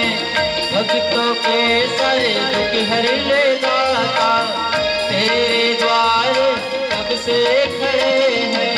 घड़ी घड़ी घनश्याम बोल रे मनेवा, घड़ी घड़ी घनश्याम बोल, हरि हरि गोविंद बोल रे मनेवा, हरि हरि गोविंद बोल। मुरली मनोहर कृष्ण कन्हैया, मुरली मनोहर कृष्ण कन्हैया, बंसी के बटे खोल रे मनेवा, हरि हरि गोविंद बोल, हरि हरि गोविंद बोल रे मनेवा, हरि हरि गोविंद बोल, हरि हरि गोविंद बोल रे मनेवा, हरि हरि गोविंद बोल, हरि हरि गोविंद बोल रे मनेवा, हरि हरि गोविंद बोल। प्रेम से बोलो वृंदावन बिहारी लाल की जय। भागवत महापुराण की जय। जय। जो भक्त प्रहलाद है, टोली बना करके अपने मित्रों के साथ, दैत्य बालकों के साथ प्रभु का भजन गा रहा है। उसी समय संडामर्क जी के कुछ शिष्यगण आए और देखा उस दृश्य को, तो जा करके उन्हें बताया कि आपके जो गुरुकुल में पढ़ने वाले छोटे छोटे बालक हैं, वह भी प्रहलाद जी के साथ में भजन कर रहा है। संडामर्क जी कहने लगे, अगर ऐसा दृश्य कहीं हिरण्यकश्यपु देख लेगा तो हमें तो मार ही डालेगा, जाओ उन्हें मना करो। तो उनके दो शिष्य गए हैं और जा करके उन्हें चिल्लाने लगे कि ऐ बालकों, यह भजन गाना बंद करो, ये कीर्तन बंद करो, उसका नाम मत लो। अगर हिरण्यकश्यपु सुन लेगा तो हम सबको मृत्यु दंड देगा। और वह बालक जो है आनंदित होकर के भजन गा रहे हैं, उन्हें कोई सुध बुध नहीं, कौन क्या कह रहा है, कौन आवाज लगा रहा है। तो उनके जो दो शिष्य गए थे, उन्हें स्पर्श किया। स्पर्श करते हुए करेंट सा लग गया और वो दोनों शिष्य भी गाने लगे उनके टोली में। और इधर संडा मर्क जी जो है मन में विचार किया कि जो हम शिष्य भेजे थे वह वापस नहीं आ रहे हैं, सो और 2 शिष्यों को अपना भेजा, जा करके देखो जरा वह बालक जो भजन में मग्न थे शांत हुए कि नहीं। और 2 शिष्य आए, वह आकर के आवाज लगाया, देखा कि जो पहले 2 शिष्य आए थे वह भी भजन में लीन है और सबके सब दैत्य बालक भी भजन गा रहे हैं, आनंद के साथ झूम रहे हैं। आवाज लगाई, किसी ने कुछ आवाज नहीं किया, तो वह 2 शिष्य भी उन 2 शिष्यों को स्पर्श किया। जैसे ही स्पर्श किया उन्हें भी करेंट सा लग गया और वह भी झूम उठे। गोविंद बोलो हरि गोपाल बोलो, गोविंद बोलो हरि गोपाल बोलो, गोविंद बोलो हरि गोपाल बोलो, गोविंद बोलो हरि गोपाल बोलो, गोविंद बोलो बोलो गोपाल बोलो, गोविंद बोलो बोलो गोपाल बोलो, गोविंद बोलो हरि गोपाल बोलो,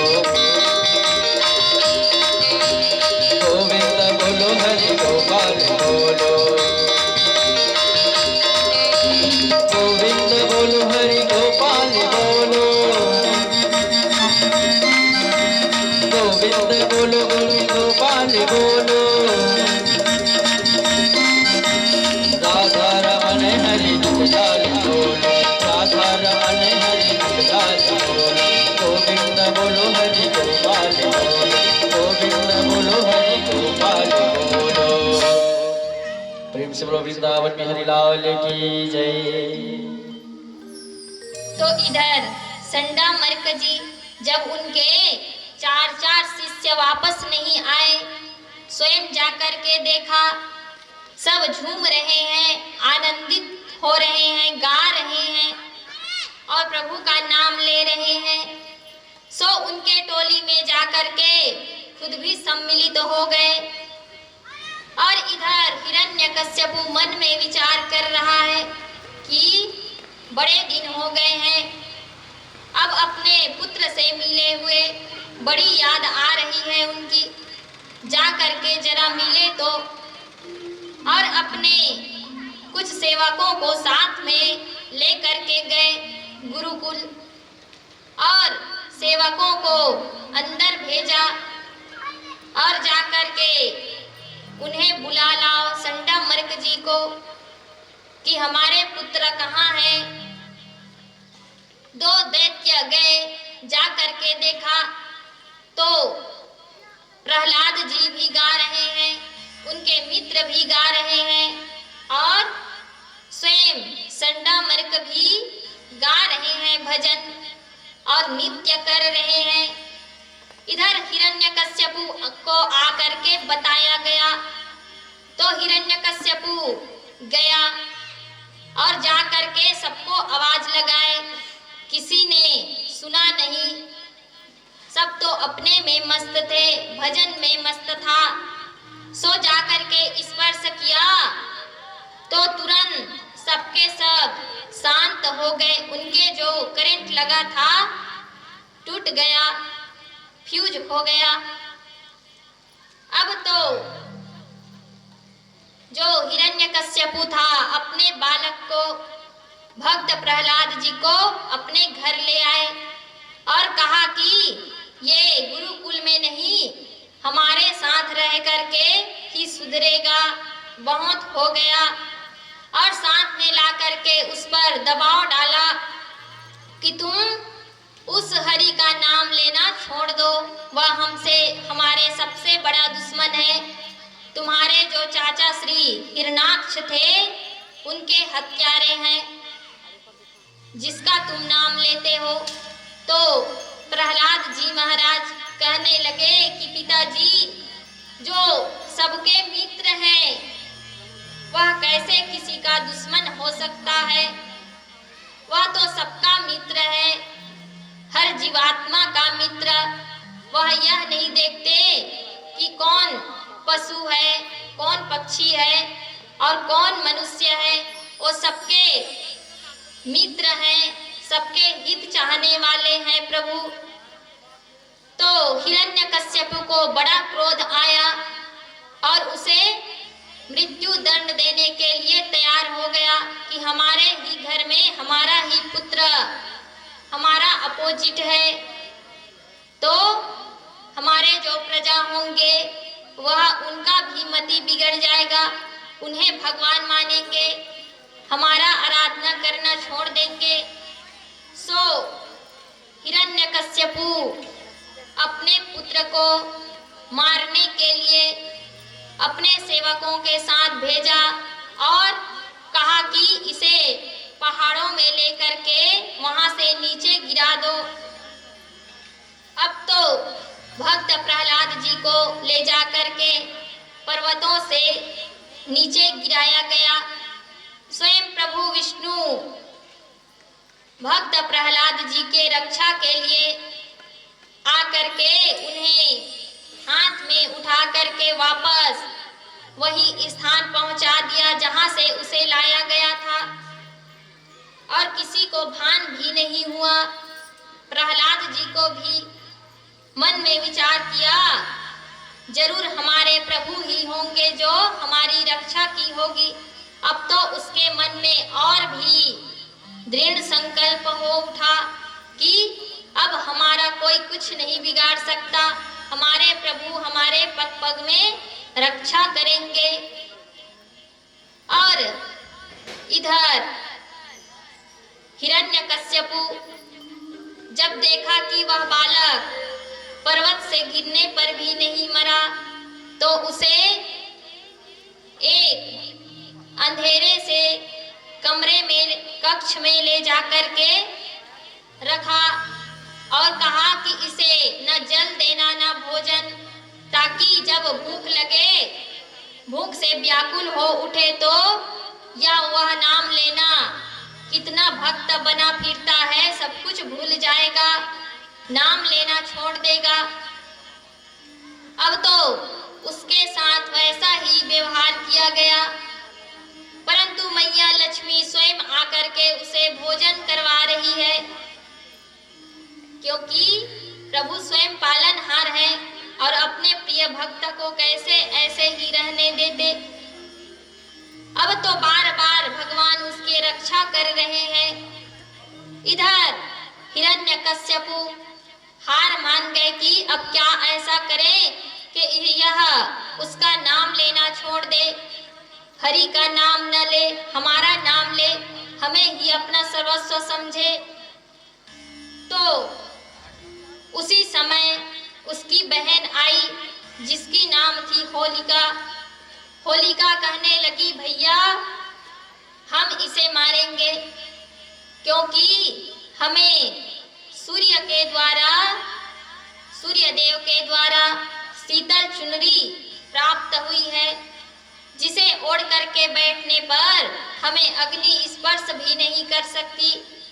सो हम इसे गोद में लेकर के बैठेंगे और तुम लोग आग लगा देना, यह जल करके भस्म हो जाएगा और हम बच जाएंगे। अब तो होलिका के बात मान करके हिरण्यकश्यपु बड़े प्रसन्न के साथ अपने सेवकों द्वारा चीता बनवाया और उस पर लकड़ियों का गट्ठा रख करके उनके ऊपर जो होलिका है वह बैठ गई और गोद में ले लिया भक्त प्रहलाद जी को, और वह शीतल चुनरी ओढ़ करके बैठी है होलिका। और जो भक्त प्रहलाद हैं प्रभु का नाम उच्चारण कर रहे हैं और बैठे हैं अपने बुआ की गोद में। इधर जो देवतागण हैं प्रभु के भक्त की रक्षा के लिए मरुदगण को भेजा।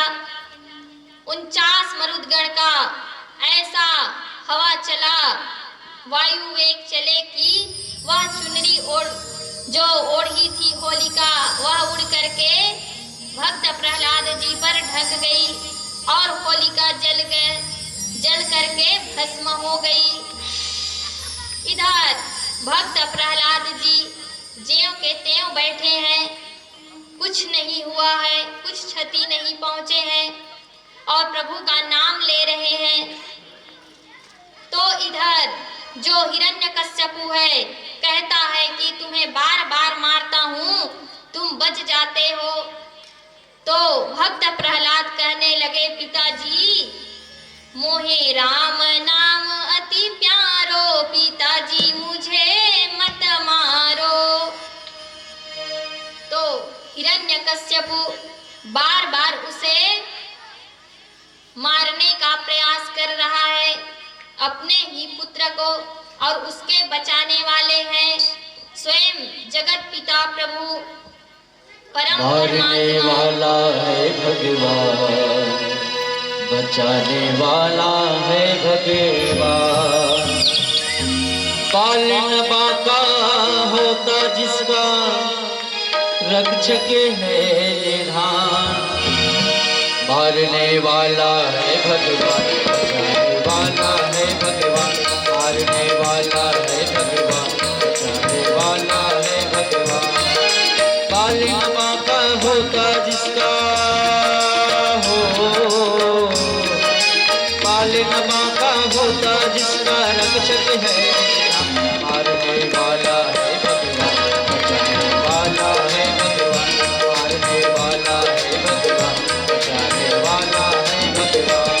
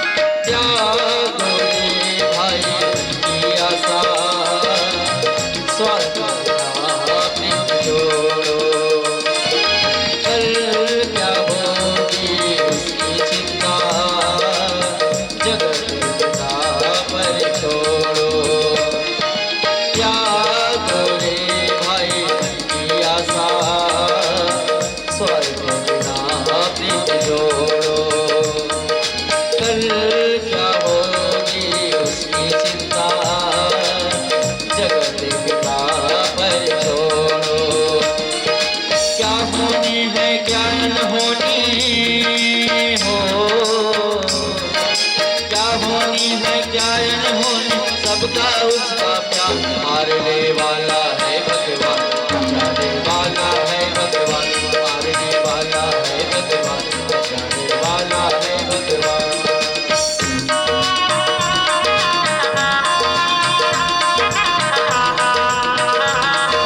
जय हो।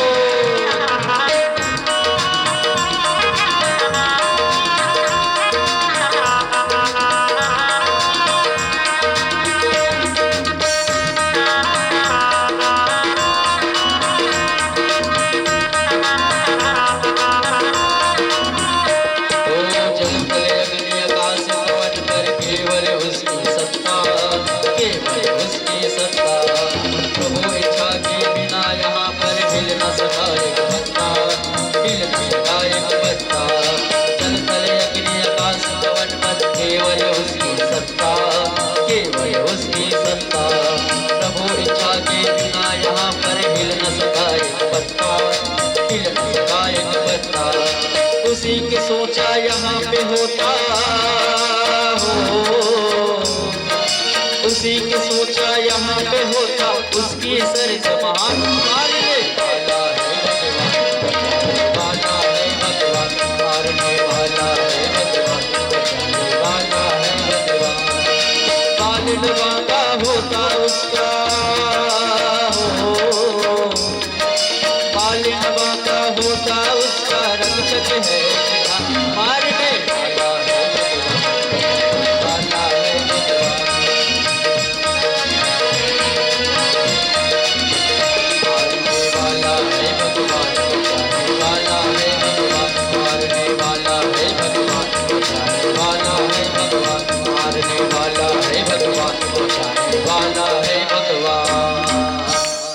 सब बोलो वृंदावन बिहारी लाल की जय।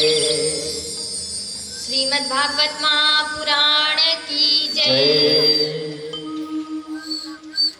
आज तो हिरण्यकश्यपु अपने पुत्र प्रहलाद जी को कह रहे हैं कि तुम्हारी रक्षा कौन करता है, सो तुम बार बार बच जाते हो, इतने मारने का प्रयास करता हूँ, मार ही नहीं पाता।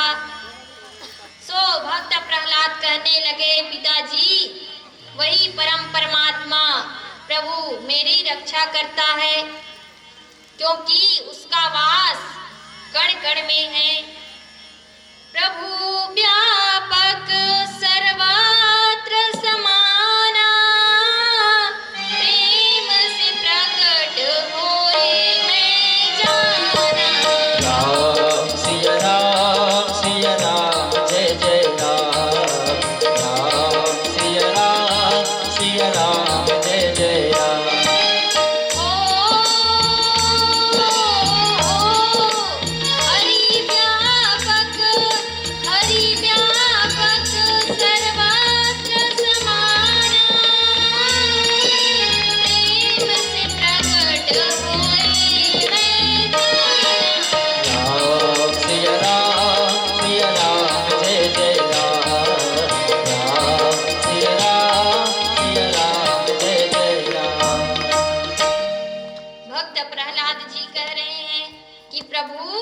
प्रेम से प्रकट होते हैं, हर जगह है, कण कण में है प्रभु का वास। हिरण्यकश्यपु कहने लगा, अच्छा क्या इस खंभे में है तुम्हारे प्रभु? तो भक्त प्रहलाद जी उस खंभे की तरफ देखा, नजर डाली, सो गर्म खंभे में भी छोटे से चींटी चलते हुए दिखाई पड़ा। भक्त प्रहलाद जी समझ गए कि यह भी मेरे प्रभु का लीला है, तो कहने लगे, पिताजी हाँ इस खंभे पर भी मेरा प्रभु है। तो हिरण्यकश्यपु कहने लगा, ठीक है, मेरे सामने आकर के बचाए तुम्हारे प्रभु, तुम्हारा भगवान, देखता हूँ मैं कैसे तुम्हें बचाता है। और भक्त प्रहलाद जी को मारने के लिए तलवार उठाए। जैसे ही तलवार उठाया, प्रभु विष्णु नरसिंह रूप धारण करके खंभे को चीर करके फाड़ करके वहीं प्रकट हो गए और गर्जना करते हुए, बड़े बड़े नाखून हैं, बड़े बड़े दांतों वाले, सिर है सिंह की तरह और जो धड़ है नर की तरह।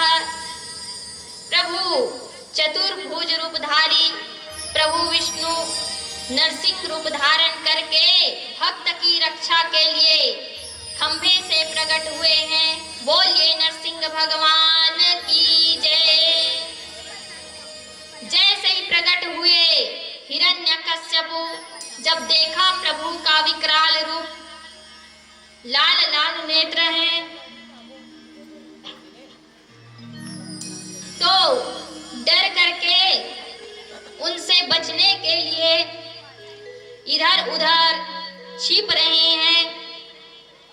सो नरसिंह भगवान गए और जाकर के हिरण्यकश्यपु का हाथ पकड़ा और खींच करके उसे अपने गोद में लेकर के डेहरी पर बैठ गए और डेहरी पर बैठ करके संध्या का समय था। प्रभु नरसिंह हिरण्यकश्यपु से पूछने लगे कि बताओ तुमने क्या क्या वर मांगा था?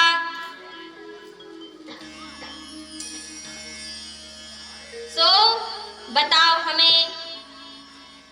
हिरण्यकश्यपु कहने लगे कि हमने कहा था कि ना हम नर से मरे, ना पशु से, ना किसी देव से। तो प्रभु नरसिंह कहने लगे, बताओ हमारा रूप कैसा है, हम नर हैं या पशु हैं? तो हिरण्यकश्यपु कहने लगा कि आप तो न न ही पशु दिखाई पड़ते हैं और न ही नर, क्योंकि जो धड़ है नर के समान और सिर है वह सिंह के समान है। सो और पूछे और क्या वर मांगा था, पूरा का पूरा याद कर ही लो, क्योंकि तुम्हारे मन में कोई संशय न रहे। क्योंकि बार बार कहते हो ना कि छलिया विष्णु, कपटी विष्णु हमसे छल करता रहता है। इस बार तुम्हारे मन में कोई संशय न बचे तो हम क्या कपट कर रहे हैं। तो जो हिरण्यकश्यपु था कहने लगा कि हमने कहा था ना हम ऊपर मरे ना नीचे। प्रभु कहने लगे देख लो तुम ऊपर हो या नीचे, हमारे गोद में हो। हिरण्यकश्यपु कहने लगा हमने एक वर और मांगा था, 12 महीनों में किसी माह में न मरे। प्रभु नरसिंह कहने लगे हाँ इसीलिए ना हमने 13वां महीना, जिसे पुरुषोत्तम मास के नाम से जाने जाता है, इसका निर्माण किया है तुम्हें मारने के लिए। और याद करो। तो कहने लगा कि हम ना शस्त्र से मरे ना अस्त्र से। प्रभु कहने लगा अच्छा हम तुम्हें ना शस्त्र से मारने वाले हैं ना अस्त्र से, हम तो तुम्हें ये देख रहे हो लंबे लंबे बड़े बड़े नाखून, इनसे मारने वाले हैं। और याद कर लो। तो कहने लगा कि ना हम दिन में मरे ना रात में। हिरण्यकश्यपु प्रभु कहने लगे नरसिंह रूपधारी अभी न दिन है न रात, संध्या का समय है और न अंदर हो न बाहर, दरवाजे पर हो। इस प्रकार से सारे उनके वर को याद करा करके प्रभु गर्जना करते हुए और बड़े बड़े नाखूनों से उसका सीना छल्ली कर दिया और उनके जो नसें थी अतड़ियां थी सबको अपने गले में डाल लिया। और प्रभु बड़े ही विकराल रूपधारी प्रतीत हो रहे हैं, क्रोध में है प्रभु। इस दृश्य को देखे सारे देवतागण ब्रह्मा जी डर गए और जाकर के मैया लक्ष्मी से हाथ जोड़ करके निवेदन किए कि मैया आप ही चलो और प्रभु को शांत करो। तो मैया लक्ष्मी साथ में आई। आकर के दूर से ही जब प्रभु का ऐसा विकराल रूप देखा तो कहने लगे मैया कि हम तो ऐसा रूप अपने स्वामी का पहले बार देख रहे हैं, हमें खुद ही डर लग रही है। कह करके मैया लक्ष्मी वापस चली गई। हम कुछ नहीं कर सकते, आप लोगों का सहायता। अब तो सारे ऋषिगण देवतागण चिंतित हैं कि प्रभु को शांत कैसा किया जाए। तो भक्त प्रहलाद जी के तरफ देखा तो सोचा कि प्रभु इसी के लिए अपने प्यारे से भक्त के लिए ही यह रूप धारण किया हुआ है, सो इन्हीं से शांत हो जाएगा। ऐसा कह करके भक्त प्रहलाद जी को हाथ पकड़ करके प्रभु नरसिंह के पास में ले जा करके उनके समक्ष खड़े किए। जैसे ही प्रभु ने अपने छोटे से भक्त को देखा बड़े प्रेम विभोर हो गए और उन्हें गोद में उठा लिया और अपने जिह्वा से उनके सिर को चाटने लगा, प्रेम बरसाने लगा प्रभु।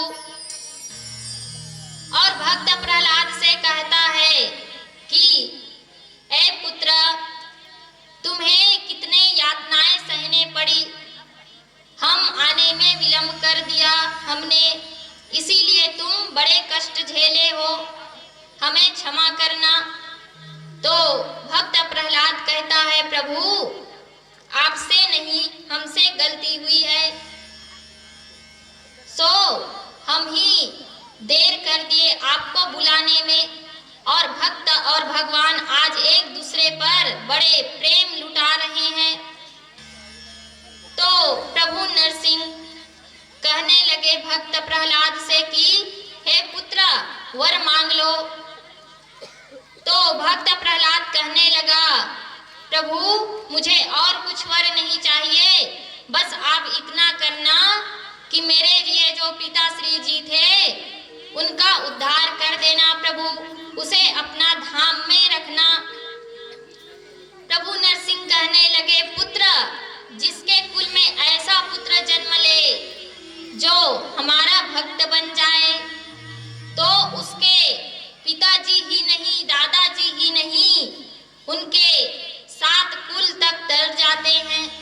सो तुम तो अपने पिताजी के बात कर रहे हो, तो हे पुत्र इसका तो उद्धार हो ही गया, अपने लिए तो कुछ मांगो। अपने जीवन में तुमने कितने यातनाएं सही इतने अल्प आयु में, और मांग रहे हो तो क्या अपने यही पिताजी के लिए वर जिसने तुम्हें नाना प्रकार के दंड दिया। इस प्रकार से प्रभु भक्त प्रहलाद को बार बार लाड लड़ा रहा है, प्रेम लुटा रही है, और प्रभु शांत हुए और अपने लोक को चतुर्भुज रूपधारी प्रभु विष्णु आशीर्वाद दे करके भक्त प्रहलाद को अपने रूप में वापस आकर के वैकुंठ को चले गए। बोलिए नरसिंह रूपधारी भगवान की जय। इधर श्री सुखदेव जी महाराज राजा परीक्षित को कथा श्रवण करा रहे हैं कि हे राजन, इधर जो भक्त प्रहलाद थे बड़े ही सुखपूर्वक अपना जीवन यापन बिताने लगे, और प्रभु अपने भक्त के ऊपर ऐसे ही कृपा बरसाता ही रहता है। बोलिए बांके बिहारी लाल की जय।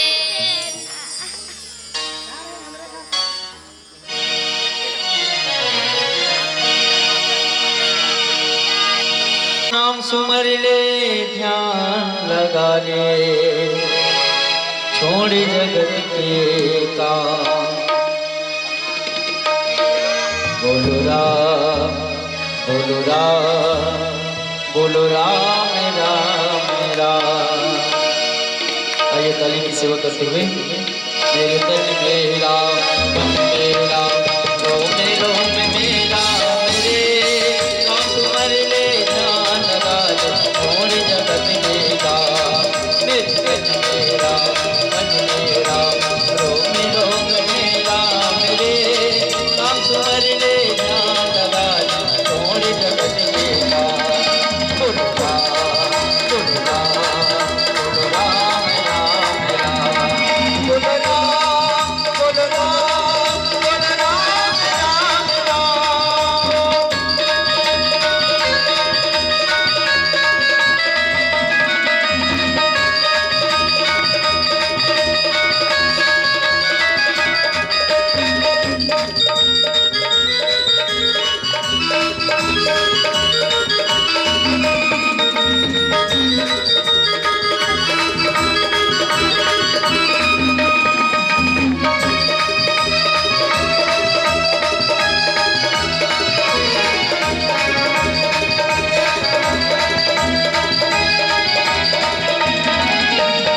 माया में तो उलझा दर दर धूल उड़ाए, जो करता है मन भागे माया साथ छुड़ाए। बोलो राम बोलो राम बोलो राम राम राम। माया में तो उलझा दर दर धूल उड़ाए, जो करता है मन भागे जब माया साथ छुड़ाए। दिन तो बीता ओ दिन तो बीता कौन धूप में ढल जाए ना शाम रे। दिन तो बीता कौन धूप में ढल जाए ना शाम रे। नाम सुमर ले ध्यान लगा ले,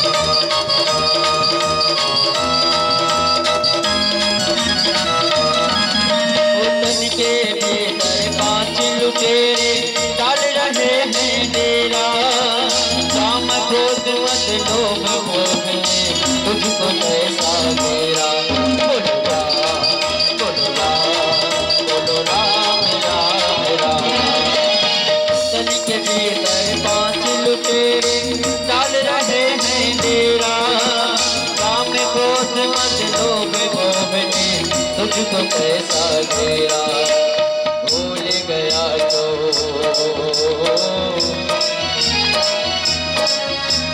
भूल गया तो राम रतन, भूला पूजा का मेरे, भूल गया तो राम रतन, भूला पूजा का मेरे, राम सुमर ले लगा थोड़ी जगत मेरा, बोलो राम बोलो राम बोलो राम राम, बोलो राम बोलो राम बोलो राम राम राम, मेरे तन मेरा मन मेरा, रोम रोम मेरा मेरे, तन मेरा मन मेरा, रोम रोम मेरा मेरे, राम कुंवर बेटा हमारा छोड़ जगत मेरा, बोलो राम बोलो राम बोलो राम राम, बोलो राम बोलो राम बोलो राम राम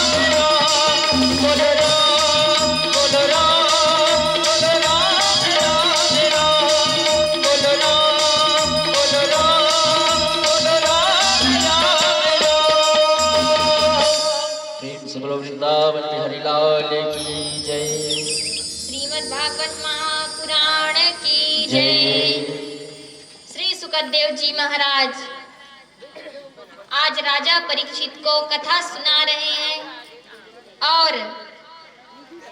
बता रहे हैं कि किस प्रकार से प्रभु अपने छोटे छोटे भक्त पर जल्द ही प्रसन्न हो जाते हैं और प्रेम लुटाते हैं। उनके लिए अपना रूप धारण करके अलग अलग अवतार धारण करके प्रभु प्रकट हो जाते हैं।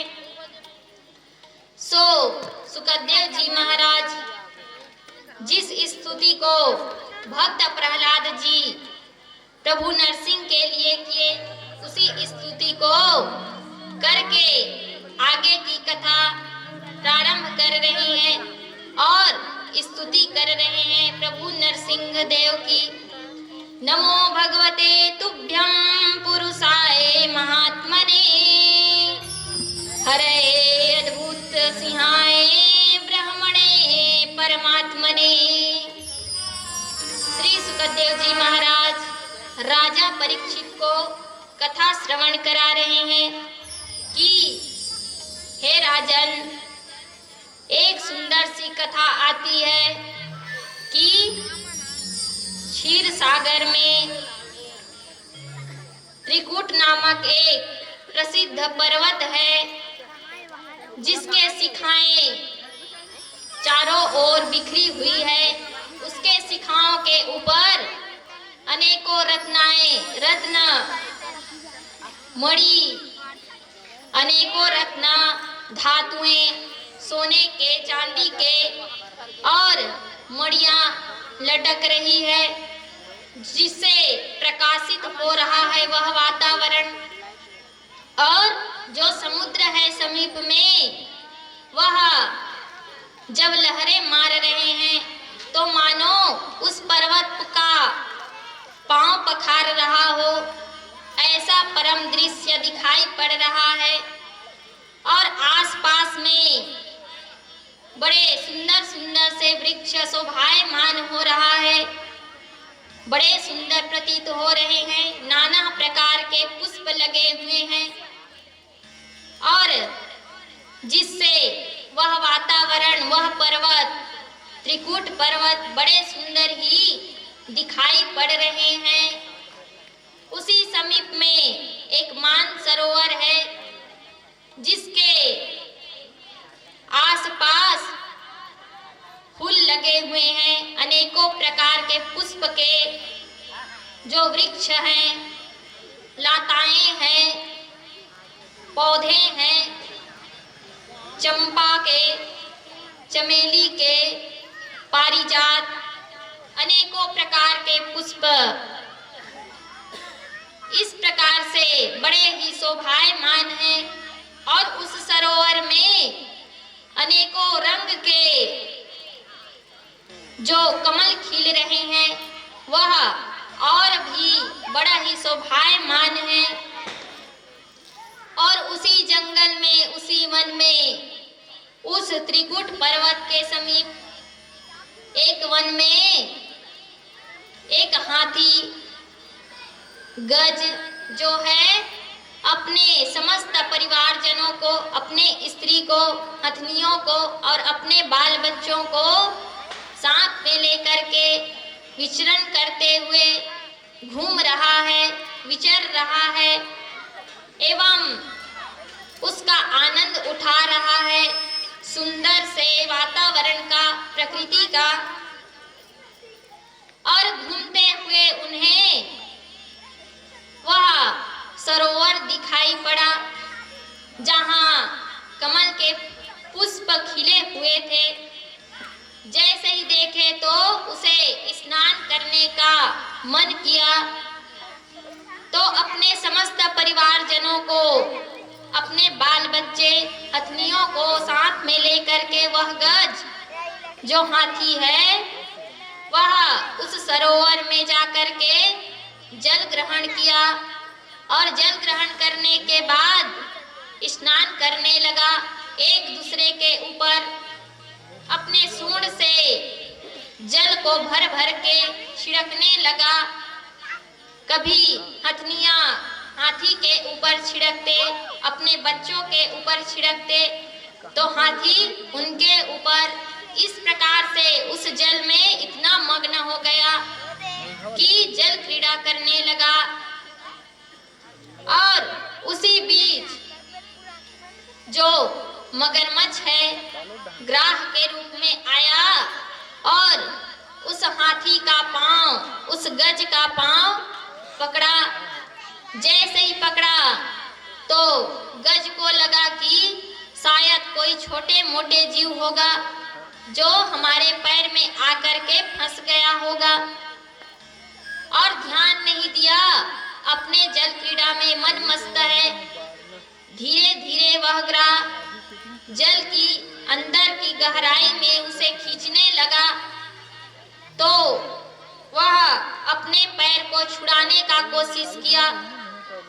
जैसे छुड़ाए नहीं छूटे, और भी जकड़ने लगा, जकड़न महसूस होने लगा। तो जो गज है अपना सारा बल लगाया, तो वह ग्राह और उसे गहरी जल में खींचता हुआ ले जाने लगा। वह जो गज है अपने परिवारजनों को चिल्लाने लगा, पुकारने लगा कि अपने सबसे पहले अपने पुत्रों को पुकारा कि ऐ पुत्र, हमें बचाओ, हमें कोई जल की ओर खींच रहा है, गहराई में ले जा रहा है, हमारे पैर को पकड़ रखा है, हम आ नहीं पा रहे बाहर। तो जो उनके पुत्र थे थोड़े मदद किए, पर उन्हें बाहर नहीं ला पाए। उनके पत्नियां थी, जो हथनियां थी, सब के सब परिवारजन मिल करके उसे खींचना चाहा, बाहर लाना चाहा, परंतु अपने प्रयास में असफल रहा, सो बाहर नहीं ला पाए। और उस गज को बड़ा अभिमान था कि मेरा इतना लंबा परिवार हर समय मेरे साथ होता है, अगर कोई संकट आया तो मेरा साथ देगा, मुझे बचा लेगा।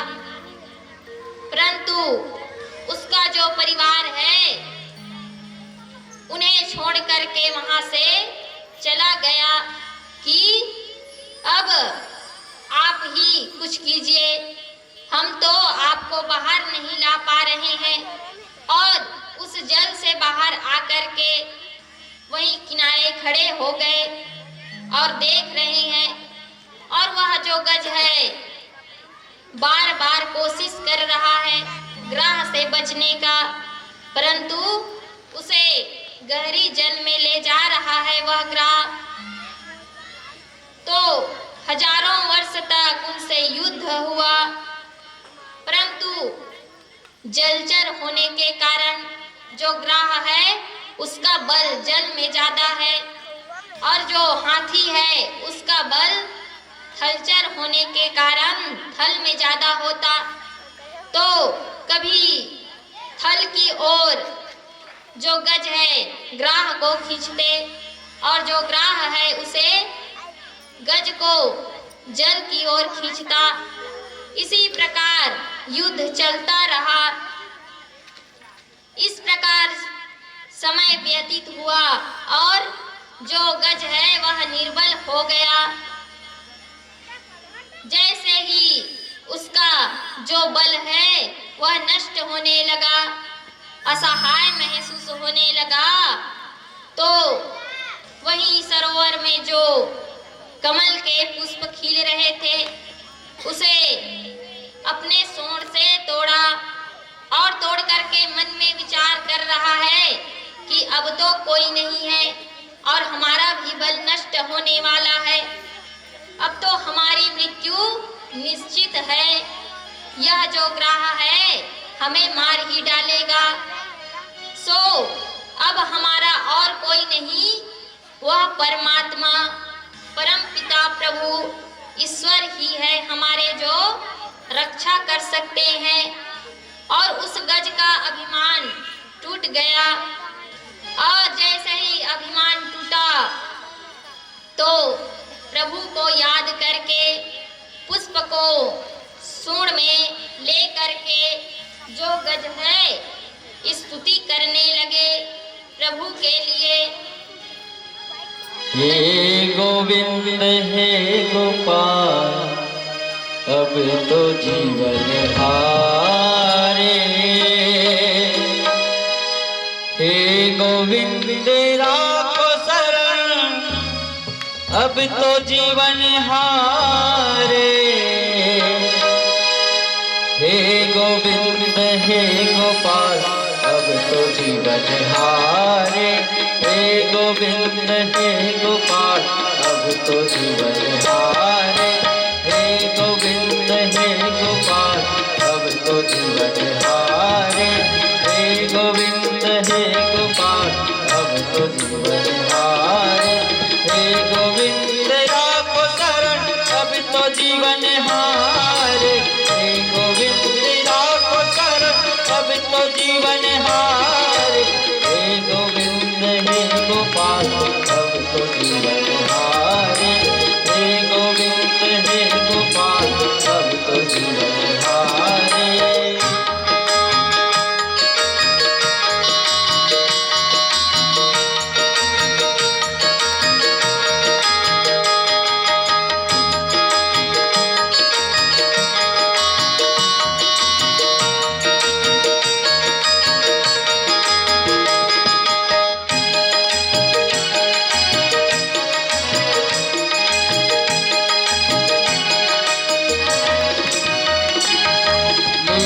जीवन हेत गए सिंधु के किनारे, मेरे जीवन हेत गए सिंधु के किनारे, सिंधु बीच बसत ग्राह चरण धरि पछारे, सिंधु बीच बसत ग्राह चरण धरि पछारे, हे गोविंद हे गोपाल अब तो जीवन हारे, हे गोविंद हे गोपाल अब तो जीवन हारे, हे गोविंद हे गोपाल अब तो जीवन हारे, हे गोविंद हे गोपाल अब तो जीवन हारे।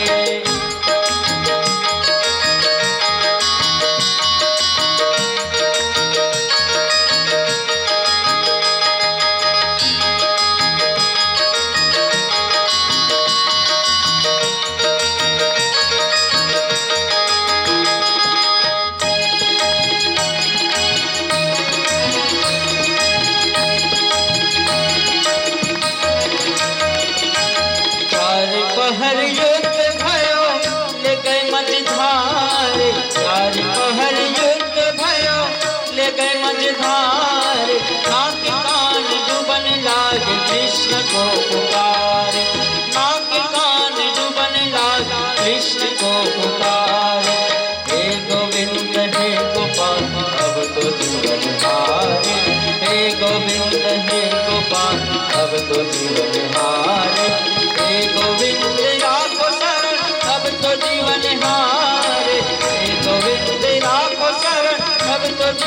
हारे, हे गोविंद हे गोपाल तब तो जीवन हारे, हे गोविंद हे गोपाल तब तो जीवन हारे, हे गोविंद हे गोपाल तब तो जीवन हारे, हे गोविंद हे गोपाल तब तो जीवन हारे, हे गोविंद हे गोपाल तब तो जीवन हारे। प्रेम से बोलो वृंदावन बिहारी लाल की जय। श्रीमद् भागवत महापुराण की जय।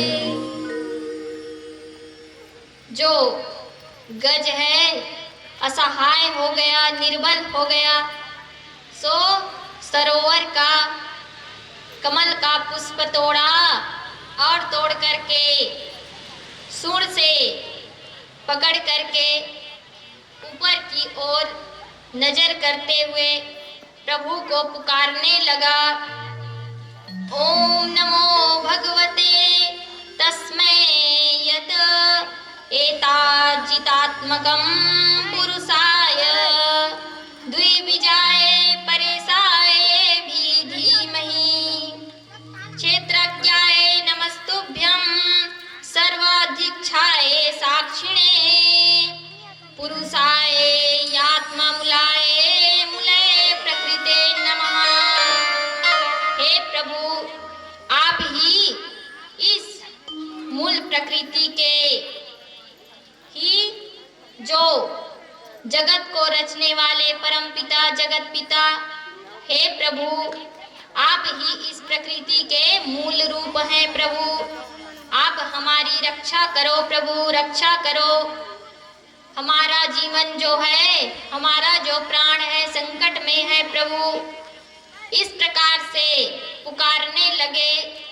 गज जो है प्रभु को, उसी समय प्रभु अपने गरुड़ में सवार होकर के आए हैं गज की रक्षा करने, क्योंकि कहते हैं कि सुनी रे मैं निर्बल के बलराम। आज जो गज है वह निर्बल असहाय महसूस कर रहा है, और जो निर्बल हो जाते हैं अपने आप में, उसका बल केवल वह राम ही है, वह प्रभु ही है। सो आ गए अपने भक्त की रक्षा के लिए और आकर के उस गज के सूंड को पकड़ करके जल से बाहर लाए, और उसके साथ ही खींचता हुआ जो ग्राह था साथ में बाहर आ गया। जैसे ही बाहर आए जल से, तो प्रभु ने अपने चक्र सुदर्शन से, चतुर रूप भुजधारी प्रभु अपने चक्र सुदर्शन से उस ग्राह का सिर धड़ से अलग कर दिया। बोलिए प्रभु विष्णु की जय, चक्र सुदर्शन धारी की जय। प्रभु ने अपने चक्र से उस ग्राह का उद्धार करके उस गज का जो है प्राणों की रक्षा की। जैसे ही वह ग्राह था, जो ग्राह रूप में मगर थे, उसके धड़ से सिर अलग हुए, उसी क्षण दिव्य रूप धारण करके वह ग्राह दिव्य रूप धारण करके प्रभु के समक्ष खड़े हो गए और हाथ जोड़ करके उनसे कह रहे हैं कि प्रभु आपने आज मेरा इस मगर रूप में जो मेरा शरीर था, इस योनि में मैंने जन्म लिया था, उससे मेरी मुक्ति की है। आप बड़े दयालु हैं प्रभु, बड़े कृपालु हैं, क्योंकि ये जो ग्राह था वह एक हुहु नामक गंधर्व था, जो देवल ऋषि के पैर को, जब एक रोज देवल ऋषि जल में नदी में स्नान करके सूर्य देव को अर्घ दे रहे थे, उसी समय जल में डूब करके जल के गहराइयों में जा करके वह हुहु नाम का गंधर्व हंसी ठिठोली में मजाक करता हुआ क्या किया, उस देवल ऋषि के पैर को पकड़ करके खींचने लगा। तो जो देवल ऋषि थे क्रोध में आ गए और एक मगर के तरह तुम हमारे पैर को खींच रहे हो, जाओ मगरा बन जाओ, इस प्रकार से उन्हें श्राप दिया था। उससे आज इस मगर को मुक्ति मिल गई है। तो प्रभु से बारंबार धन्यवाद कर रहे हैं प्रभु को और विनती कर रहे हैं, बार बार प्रणाम कर रहे हैं। और ये जो गज थे यह भी प्रभु को बारंबार प्रणाम कर रहे हैं। और यह जो गज था पूर्व जन्म में द्रविड़ देश का पांडव वंशी राजा इंद्रदुम्न राजा के नाम के से जाना जाता था, जो अपने राजपाट छोड़ करके हिमालय में जाकर के प्रभु का बड़ा ध्यान करता था, भजन करता था और उन्हें बड़े ही प्रसन्न चित्त से जो है प्रभु का भजन मनन करते थे। एक रोज कई संत जन पधारे, ऋषि मुनि के मंडली पधारे उनके यहाँ, और उस राजा को जो है अपना अनादर होने पर श्राप दिया था कि हम जब आए तो हाथी की तरह तुम बैठे थे, उठ करके हमारा सत्कार नहीं किया, इसीलिए तुम हाथी बन जाओ। इसलिए वह जो गज है ऋषियों के श्राप से हाथी बना था, जिसका उद्धार आज प्रभु स्वयं परमात्मा ने किया है। इस प्रकार से श्री सुखदेव जी महाराज राजा परीक्षित को नाना प्रकार के कथाएं श्रवण करा रहे हैं। तो आज की कथा यहीं पर विराम और आरती की तैयारी। बोलिए श्रीमद् भागवत महापुराण की जय। जीवन है तेरे हवाले मुरलिया वाले, बाकी मुरलिया वाले प्यारे मुरलिया वाले, बाकी मुरलिया वाले प्यारे मुरलिया वाले। जीवन है तेरे हवाले मुरलिया वाले, जीवन है तेरे हवाले मुरलिया वाले, जीवन है तेरे हवाले मुरलिया वाले। सामना किससे बुला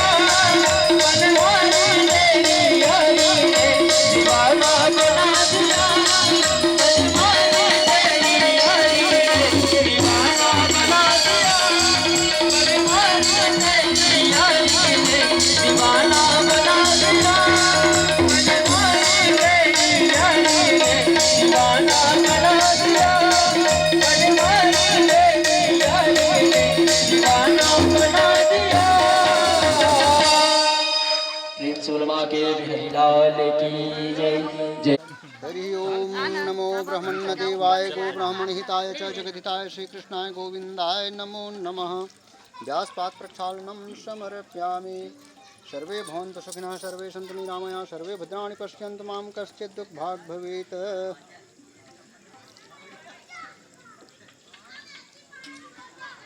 बोल वृंदावन बिहारी लाल की जय। श्रीमद् भागवत महापुराण की जय।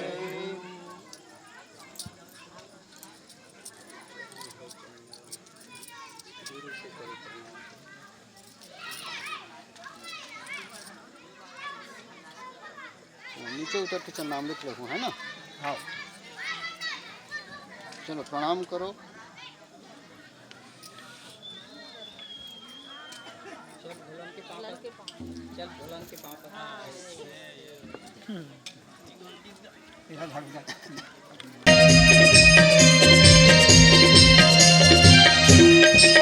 श्री भागवत भगवान की है आरती। पापियों को पाप से है आरती। भागवत भगवान की है आरती। पापियों को पाप से है आरती। पापियों को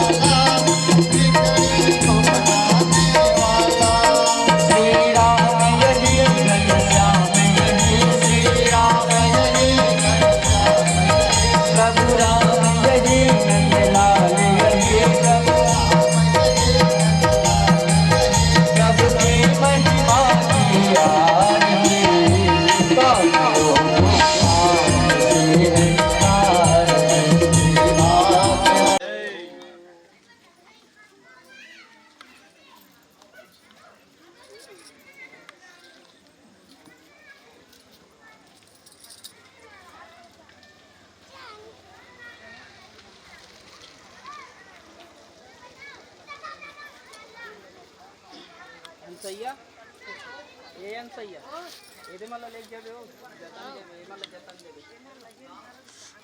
की जय कहां की झुमका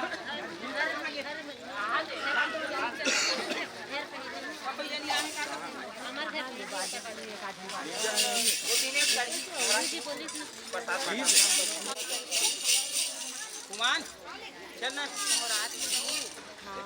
आना गाना गा आना आना गा हम तो गाते रहो कहां के वाह वाह वाह